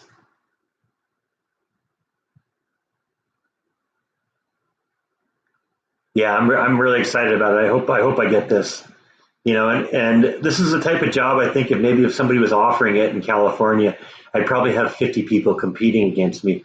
But I got to wonder, since this is kind of a smaller area, there might be only a couple people, and they specifically said that they really like my experience and my and all that. So you know, hopefully that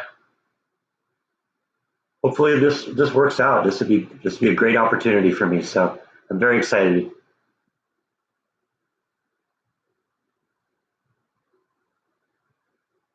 Yeah, I was the same way in my house in California. I'd lived there for 22 years and only knew maybe just a few people. It's just sort of how it is in California. You just don't get to know your neighbors like people used to. I mean, I remember growing up, and everyone on the block knew everyone else on the block.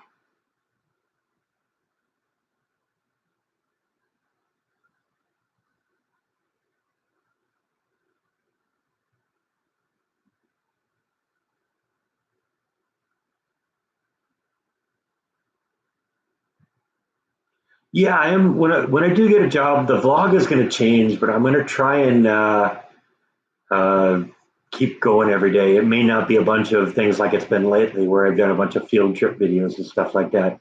But we're gonna at least try keeping going every day. Right now, I've got a little advantage going for me because I'm actually like 5 days ahead on vlogs. I've been taking a cue from Jordan and getting a little ahead of the game.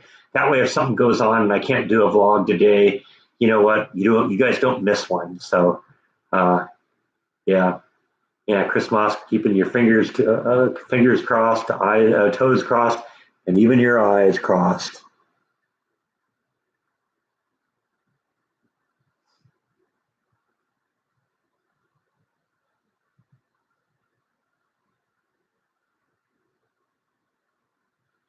Yeah, I don't know. I don't know how good that would be to vlog an interview. Probably wouldn't help matters much.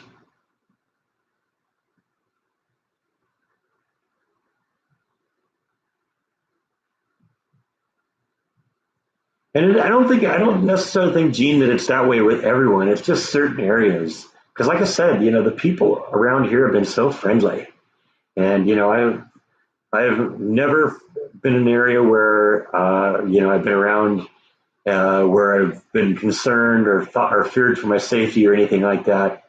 Um, so that's just kind of the environment, I think.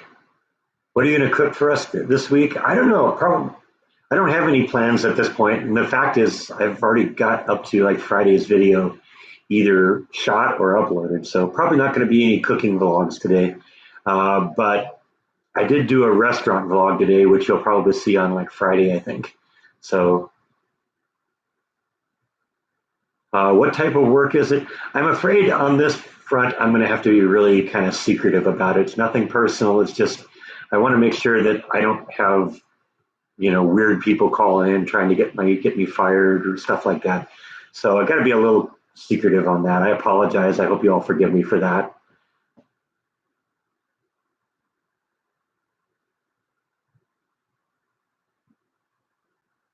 Yeah, like I said, I'm going to try to continue vlogging once I get the job, but it may be, a lot more vlogs of me just sitting in the chair talking about what's going on, where we're going next. This is uh, kind of interesting though, because at some point, I've been thinking, I'm in a 6 month lease here. I'm about 3 months into that.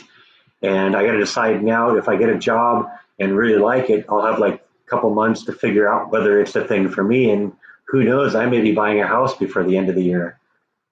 And then you're going to see all sorts of content.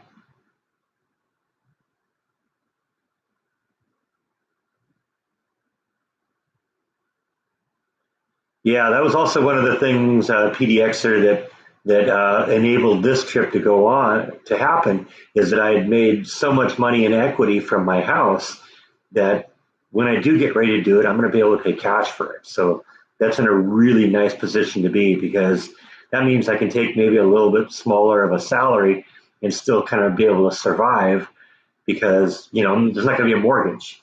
So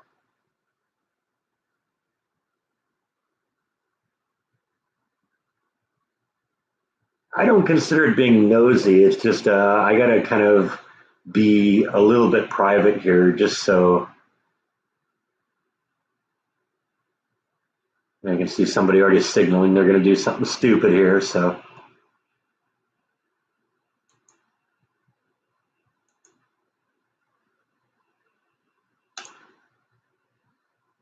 best just to deal with it preemptively. Goodbye. You go on and tell me that you're going to troll me and that you're going to start news soon. It's like, yeah, okay. Thanks for the warning.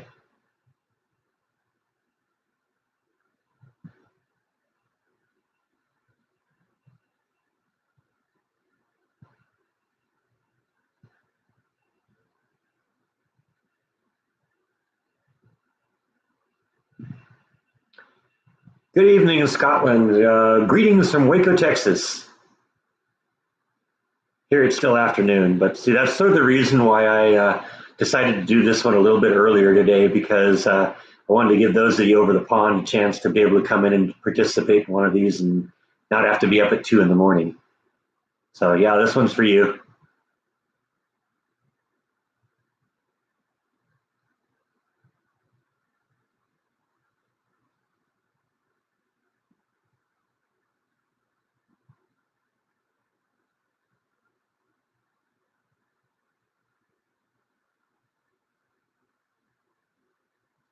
See that, I don't know if you knew this, but that was part of the reason why Jordan was reluctant to promote this site completely on his channel at the beginning, because when I was working at Disney, he was concerned that some of these trolls might try and go after my job at Disney, and that was a big part of the reason why, it took so long before it seemed that Jordan really embraced this vlog completely. He'd talk about it a few times on the live streams, and he gave me access to his Facebook page. But he basically said, I'm reluctant to do a full throated endorsement on the vlog, just because then that's going to sick the trolls on you. And he said that, and I said, yeah, you're right. So it was a good choice. And when Jordan did finally do his when he actually let me do the shout out of my vlog, that last time I was with him, when we went to, where was it we went, when we did that last vlog that I was there, that was the Watermelon Festival. That was the first time we really got to mention the vlog on his channel, and that was really great for this one. Yeah, I was really surprised how great the Texas Ranger Museum was too. I wasn't sure exactly what it was going to be, or whether it'd be that good, but like I said, it turned out to be so good that I had to turn it into 2 vlogs. There was that much content.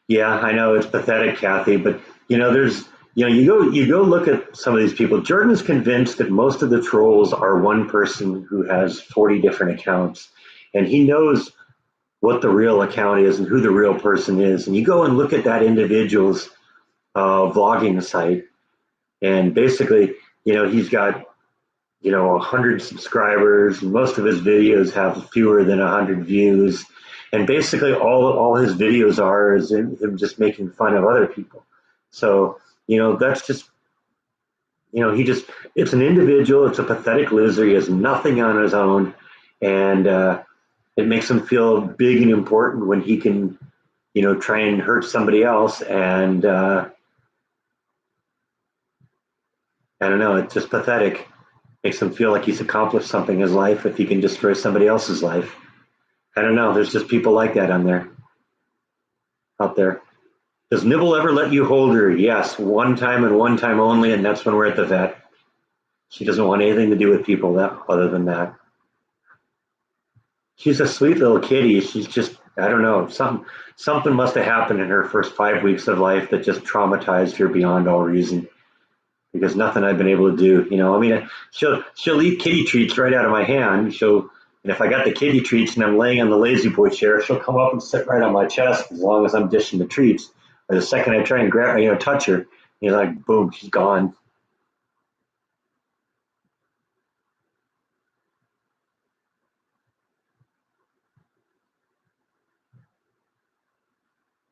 Yeah, I know Jordan said that too. Don't give them airtime, just ignore them. But I don't know. I tend to like to really kind of burn on them a bit. I don't know. It hasn't bitten me on the backside yet, but I actually kind of have fun messing with them a little bit. Show them that I'm not afraid of them, that they're nothing to me, that they're pathetic losers, and I just like reminding everybody of that.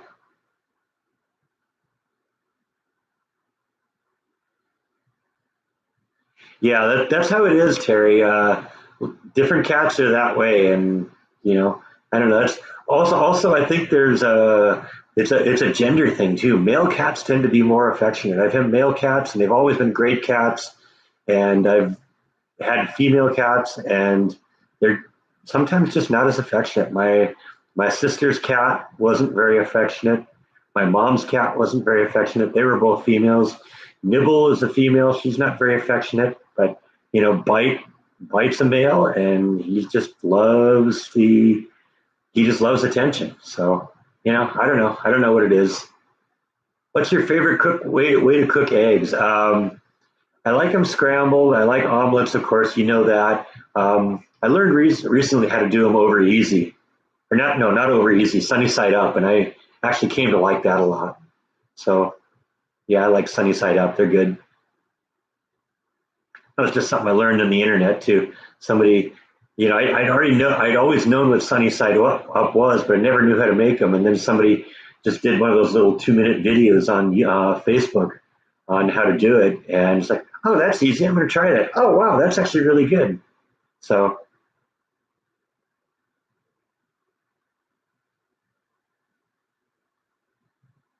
yeah, I know with all the features that YouTube puts on here, I wish they had a no trolls on. That'd be great. Something where if you get one of these trolls that like one of these idiots that have 50 different accounts, that once you find out who it is, you can put them on a list, and then if enough people say, yeah, this guy's a troll, then they block him or something.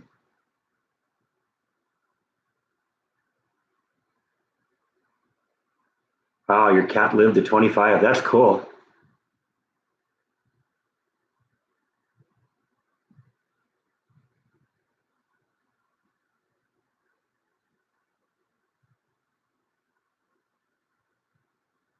Yeah, I know. That's really all there is with sunny side up is you just throw a cover on them, lower the heat, and cook it for anywhere from 2 to 4 minutes, depending on whether you want a runny yolk or a solid yolk. Do I miss anything about California? I don't know. I guess I miss my friends, my parents, and stuff like that. But in terms of what's going on here, I really like this better.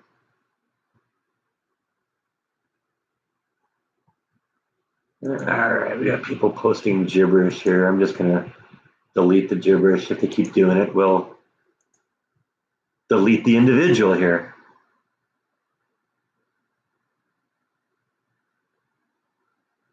Yeah, I know. Sometimes I miss the trolls too. That's kind of why I like it when Jordan's on here because I made him a moderator a few weeks back, and he's got the advantage because he knows who all the trolls are. So you know, he'll see them and he'll be focusing just on the comments that are going on, where I'm tending to look at the screen and talking to you guys.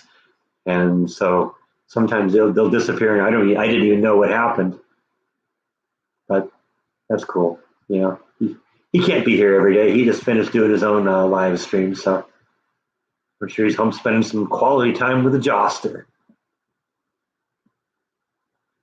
Johnny Cash T-shirt, sort of. It actually doesn't mention Johnny Cash, but I bought it. My sister lives in Folsom, right next to the prison. So one of the times I was there, we went and visited the prison, and they have a pretty impressive merch site there, just because Johnny Cash was such a big thing there. And so I did buy a Johnny Cash T-shirt there, but the one I'm wearing now isn't. It's just for the prison itself. It says Folsom Prison, Folsom's first gated community.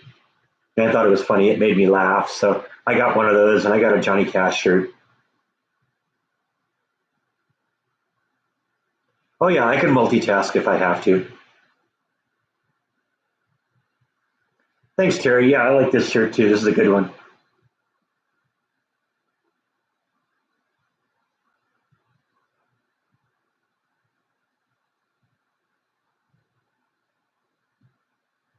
Did you when you were talking about that Remington Model 31A 12 gauge? Did you mention that in the comments section yesterday? Because I actually had to go back and look at the video to see which one you were talking about. I think that was you, right? Somebody mentioned that specific gun and said that it was kept in that they used it, and I think they were still using it. I think.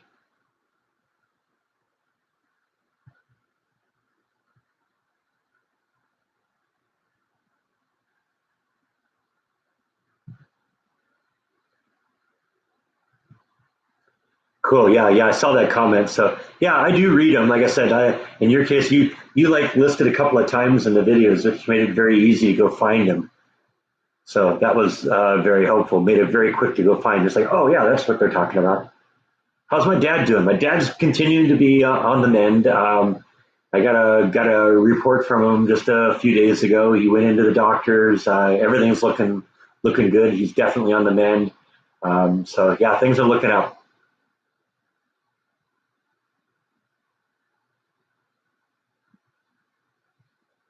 Okay, 22:43 p.m. in the UK. Good. That's sort of why I came on here to start this one early today. Normally I start at 6 o'clock. I started this one at 3 o'clock today, just because I wanted to give our friends on the other side of the pond an opportunity to come in and not have to be here at 2 in the morning.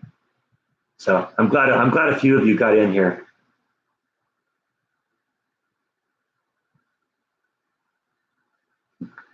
Ain't that the truth, Chris?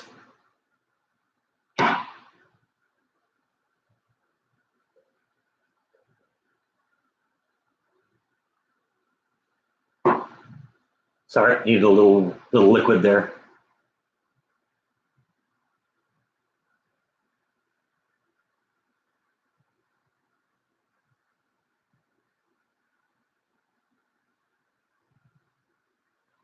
Can I get you passes to Disneyland? No, I don't work at Disneyland anymore. I could have at the time, but no mas.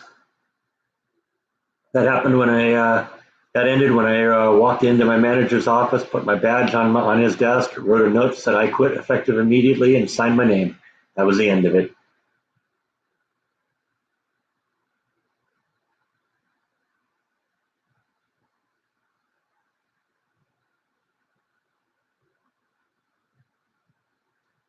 Well, that's sort of what I do, Jenny. Is I talk to people, and put them to sleep. You don't know how many people say that I'm sort of their bedtime story when they go to bed.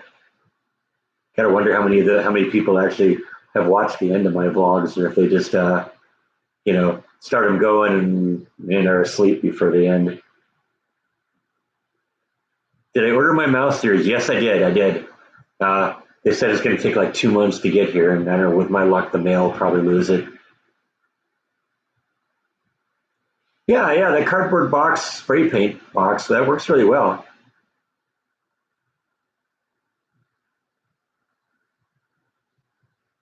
Yeah, the term merch, yeah, you usually get that from like concerts because there'll be like a merch table.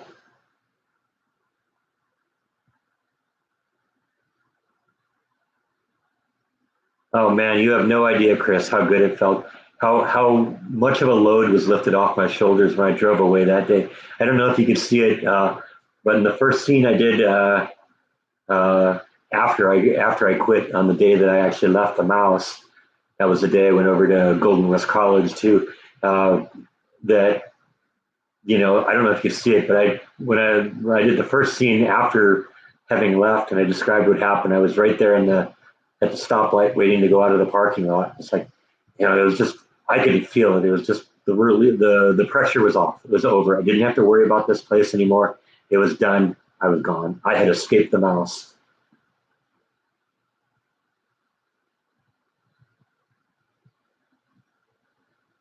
All right, Todd. Good night. Thanks for stopping in.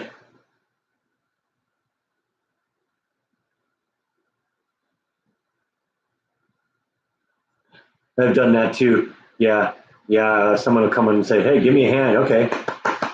Yeah, I do that too. What was the worst part about working there? I assume you mean Disney. It's just the management played favorites, and that was what bugged me. I actually really loved every part of the job that I did. It's just dealing with management and the way they look down on certain people and play favorites. And if you're their friend, you get promoted. If you're not their friend, there's nothing you can do right. And it just got to the point where I was so over it. I was ready to go. I actually have been ready to leave Disney for probably 2 years, and I kept saying, oh, I got to get out of this place. I got to get out of this place. And it got to the point at the end, my friends would just roll their eyes when I said that because I'd said it so many times. So, when it happened, it just happened. What was my favorite float there? I assume you mean to drive. There were a lot of them that were really fun. One of the most fun parades I did was right at the end. It was called Paint the Night, and it had been over at Disneyland at one point, and then they brought it over to Disney California Adventure for us, and we got to keep it for the summer. And during that time, the new Incredibles movie had come out, and they created an Incredibles float, and that thing was an enormous amount of fun to drive. There's also a float that we had that we used during the Christmas shows for a show called Viva Navidad, and that one was fun because you got to do something in there that nobody ever did on a float. That float was designed in such a way that it would literally spin on its axis. So you could drive it like this and then spin it like this. So you didn't have to do a turn like this. You could just literally spin it. And that was the only float that we ever drove on stage that was that size that we actually did a spin on stage. And that was really cool because what we'd do is we'd drive out to the show location, we'd pull past it, and then we'd turn around, spin it around 180 degrees and park it.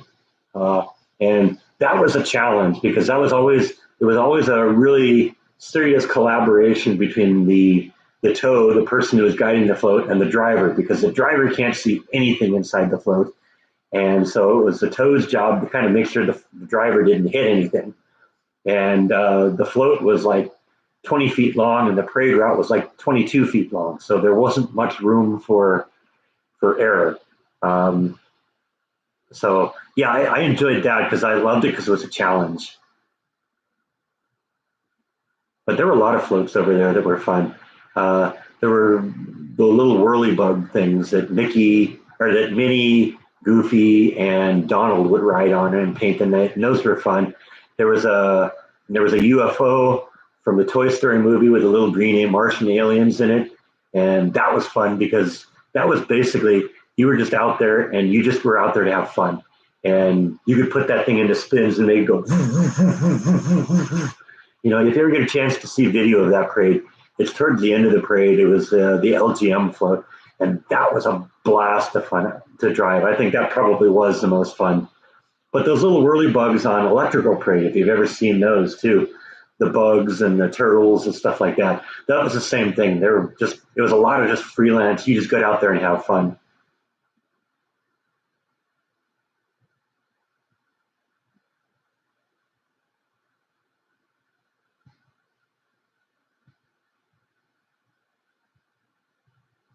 Yes, that's what those Mickey ears were all about. I got a memo from them. I don't think I got it here. It doesn't really matter. But I got something in the mail from them a few weeks ago, congratulating me on my retirement. Apparently, if you've been there for more than 10 years and you leave the company, they don't consider that you've quit because you're upset. They consider that you've retired. And so I was eligible for a retirement gift based on the fact that I retired from Disney. Found out a couple of weeks later, I also get a special retirement lapel pin that's going to also come too. So I don't know. The what I ordered, they gave me a list of things that I could ask for my retirement gift, and there were a couple of watches and stuff like that, and a plaque and stuff like that.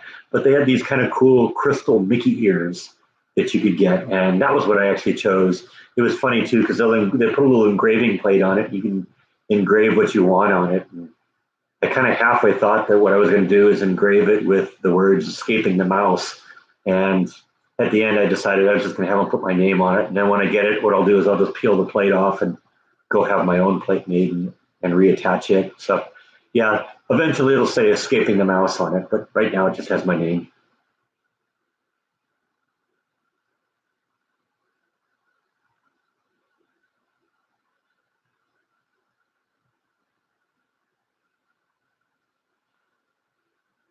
I appreciate those of you who are fighting to stay awake. Yeah, we're coming up on the 2 hour mark, and we'll probably stop at that point. I usually like to keep these things going, at least 2 hours. Any spooky tales breaking at Disney at night? No, really not.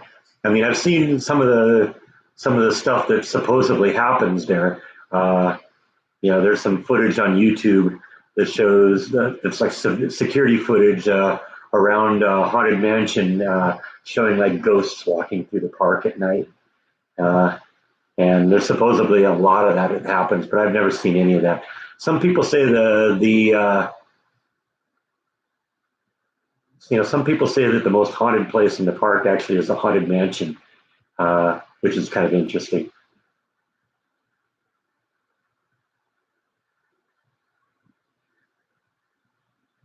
Yeah, that would be funny. You're right. Put that in the intro pic with the Mickey ears and the escaping the mouse logo.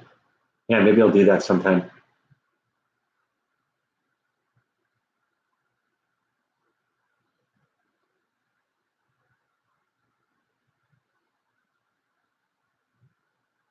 Yeah, and I would never make the argument that Disney was a miserable job. I had so much fun there and so many great experiences, made a lot of great friends over there. It's just, just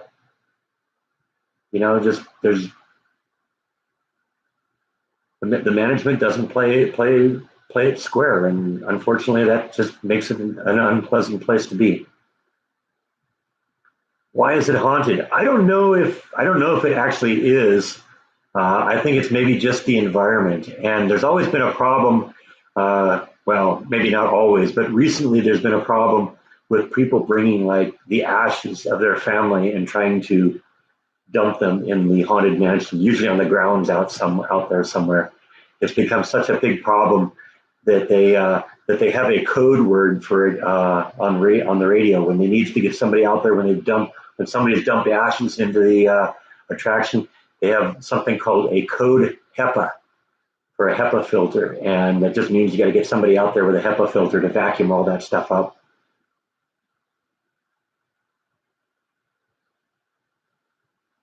That would be funny. Bite and Nibble going after Mickey Mouse. Unfortunately, I don't think Bite and Nibble would know what to do with a mouse if they ever got one. They seem to think that anything that moves is a toy. That just proves how well taken care of that they've never had to think of things that move as anything but a toy. They don't have to think about them as food.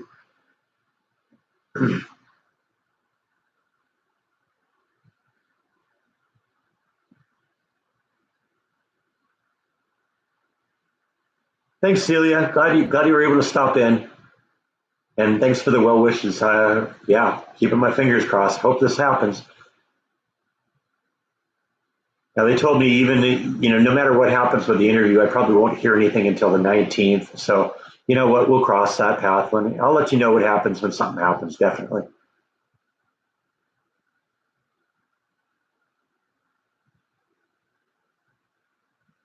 Yeah, you're right. Too many companies just don't respect their employees. I think it's really kind of a big company problem too. At least with Disney, I think it's too easy for when you're that big of a company, it's too easy to let people slide through the cracks, or to let your own biases affect things in ways that shouldn't.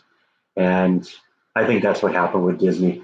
Somebody I think decided early on they didn't like me and that I wasn't going to go anywhere, and there was nothing I could do to change that. So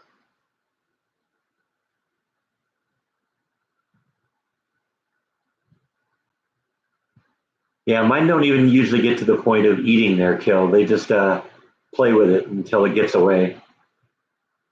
Usually they end up maiming it somewhat. They'll find a cricket that gets in the house or something like that, and all of a sudden I'll find a dead cricket with no legs on it. Like I said, they're not used to eating anything that they catch because their food doesn't usually run away from them.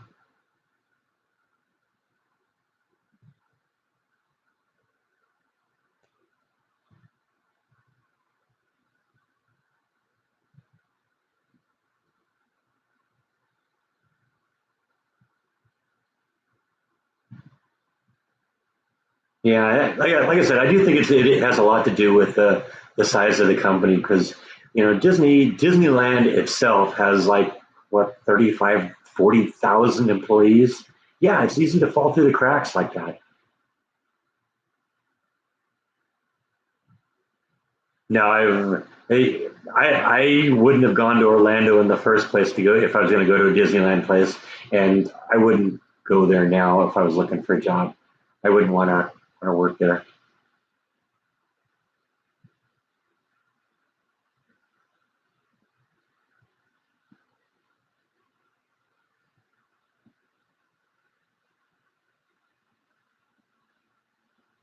Thanks, PDX here. I appreciate that. Yeah, I need all the help and prayers and well wishes I can get here. But yeah, I'm excited about this. I really hope I get it. I really hope I get it. Yeah, I don't know. We'll see what happens. Play it by ear. I'll let you guys know definitely when something happens.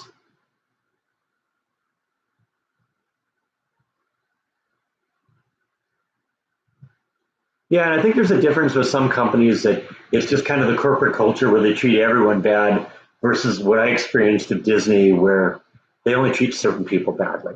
You know, if they like you, you can do no wrong. If they don't like you, you can do no right. That's I've said that a bunch of times, and that's really what I think what is going on over there.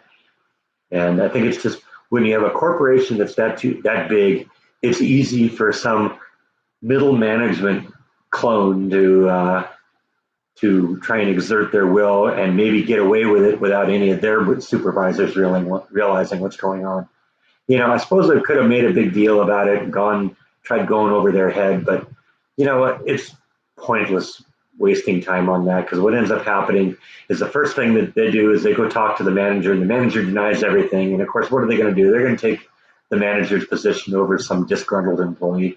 I always think the best thing to do is just get out while you can, not touch the TV tray that's holding the laptop. Does Disneyland have underground tunnels? They have a couple of them, but if you're really into the underground tunnels, you got to go to Disney World.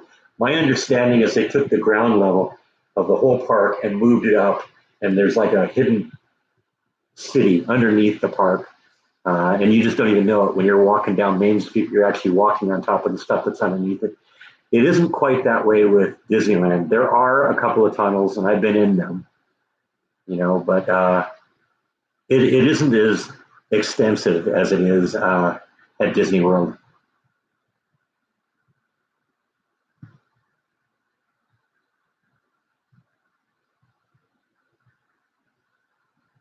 Yeah, Main Street Electrical Parade was great, and you know, I remember watching it when I was a kid, when I was what 10 or 12 years old, and so it was really fun to get to drive some of those floats. I don't know anything about Disney being a Freemason. I didn't really look that much into it.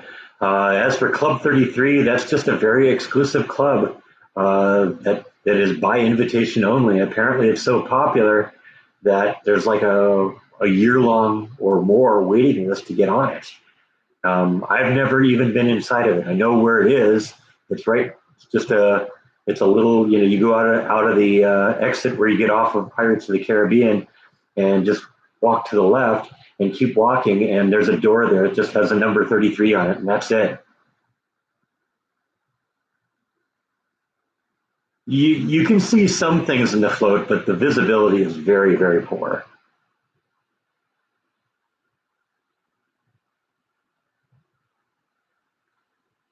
Me too, Denise. Me too. I know where. Well, I know that there's a couple places. There's one Walt's Apartments that's turned into a Disney Dream Suite. It used to be that's above the entrance to the Pirates of the Caribbean attraction. I know the first I'd been in there a few times when it was a museum, and then they turned it into one of the Disney Dream Suites, and now that's what it is. But if you really want to see the place that Walt spent most of his time, you need to go to the fire station right at the bottom of Main Street. In the upstairs, there's a window facing out into the park, and there's a candle up there. And that was Walt's place. Walt used to hang out there all the time. And that candle, I mean, it's a fake candle, but that's lit all the time. What does Disney start pay? When I started there, I was making $9.80. They increased the minimum wage a couple times, and starting at the beginning of the year, Disney increased, at least Disneyland and Anaheim, increased their minimum wage to $15 an hour. And I was making a little bit more than that. I think I was making $16.40 at the end.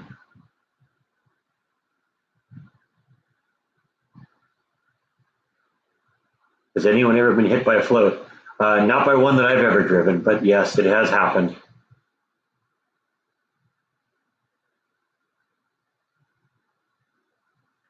Well, you know where to drive the float because you know the parade route very well. You know where the turns are, where the center of the route is, and generally you have a little window in front of you, or if you don't, you have like cameras that you can see what's around you.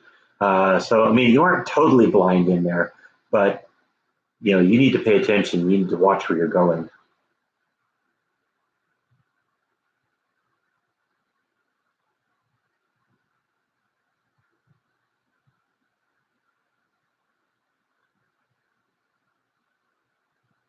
Long walk to your car there for employees? Yes, yes. They have several employee parking lots that are off property.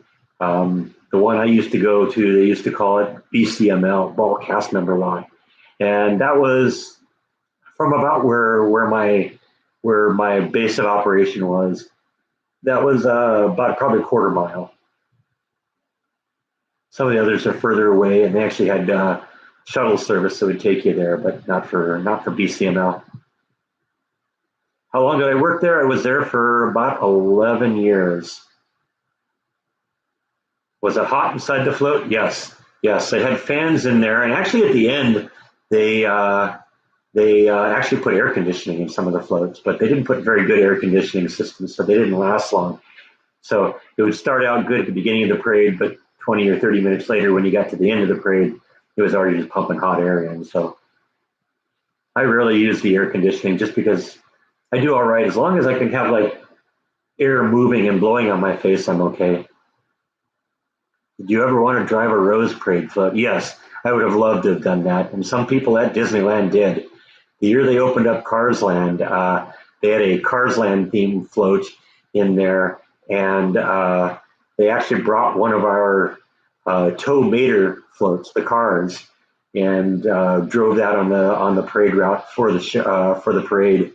And I know the person that drove that. I don't think any of the Disney family is involved in it anymore. I think it's all just a corporation. There may be some people named Disney on the board of directors, but basically it's Bob Iger and his team now that did it. See, that was another thing that kind of drove me away from Disney's. I didn't get enough hours.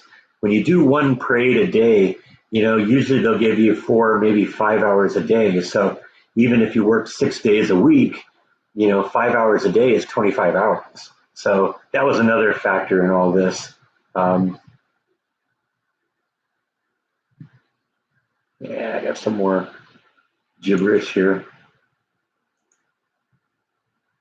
I don't know if they're just being idiots or what, but whatever. Yeah, I'm glad you loved the museum vlog. That was fun to do. Next one will go up in about 3 hours, and that's part two. And I hope you'll enjoy that one too.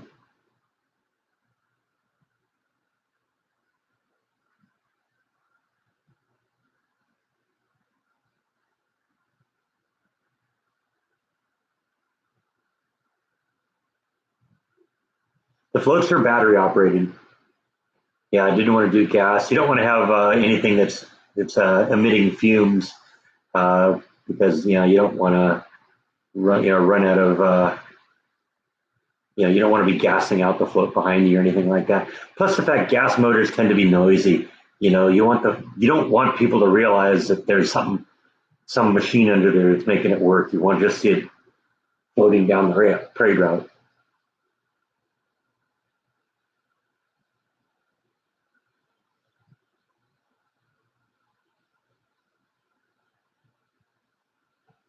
Yeah, I think you're right. I'm just going to remove the comment right now. It looks stupid, but if he keeps playing games, then we'll block him. Have I visited the Branch Davidian David Koresh site? No, not yet, but it's kind of on my radar. I'll probably hit it at some point.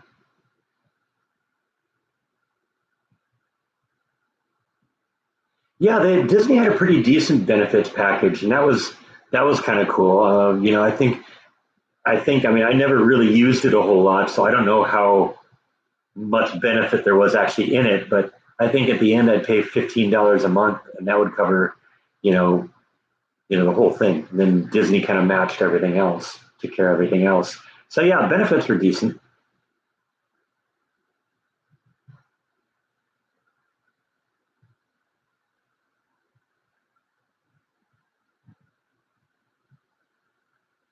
Oh, I don't know if I'd say there's a lot of them. You know, you get a few of them.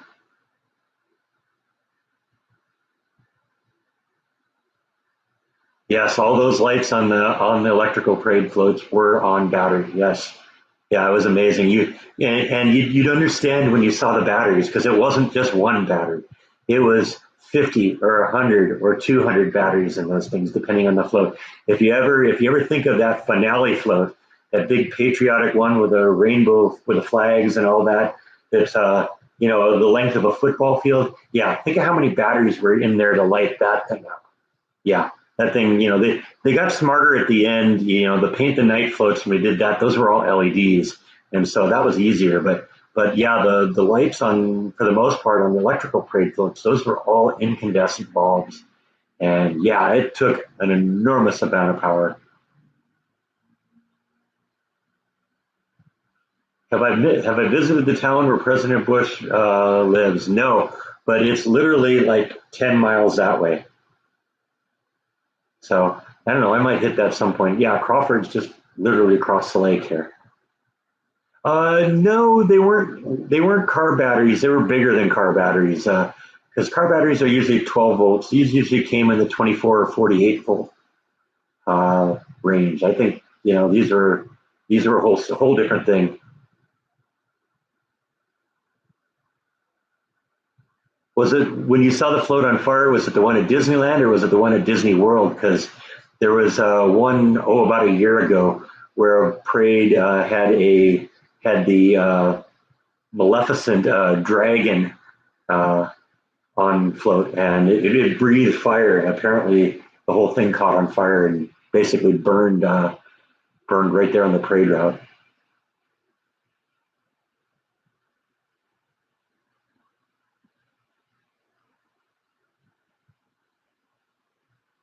Actually, the electrical parade did end up having some LEDs put on at the end, but I think a lot of what people liked about the Main Street Electrical Parade, it just kind of had a vintage feel to it.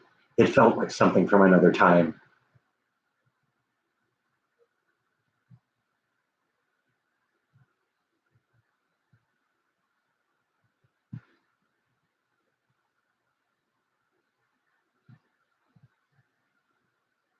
So we've been going for almost 2 hours and 15 minutes now. So what I think I'm going to do is I'm going to wrap it up. I got another video coming up in about 3 hours.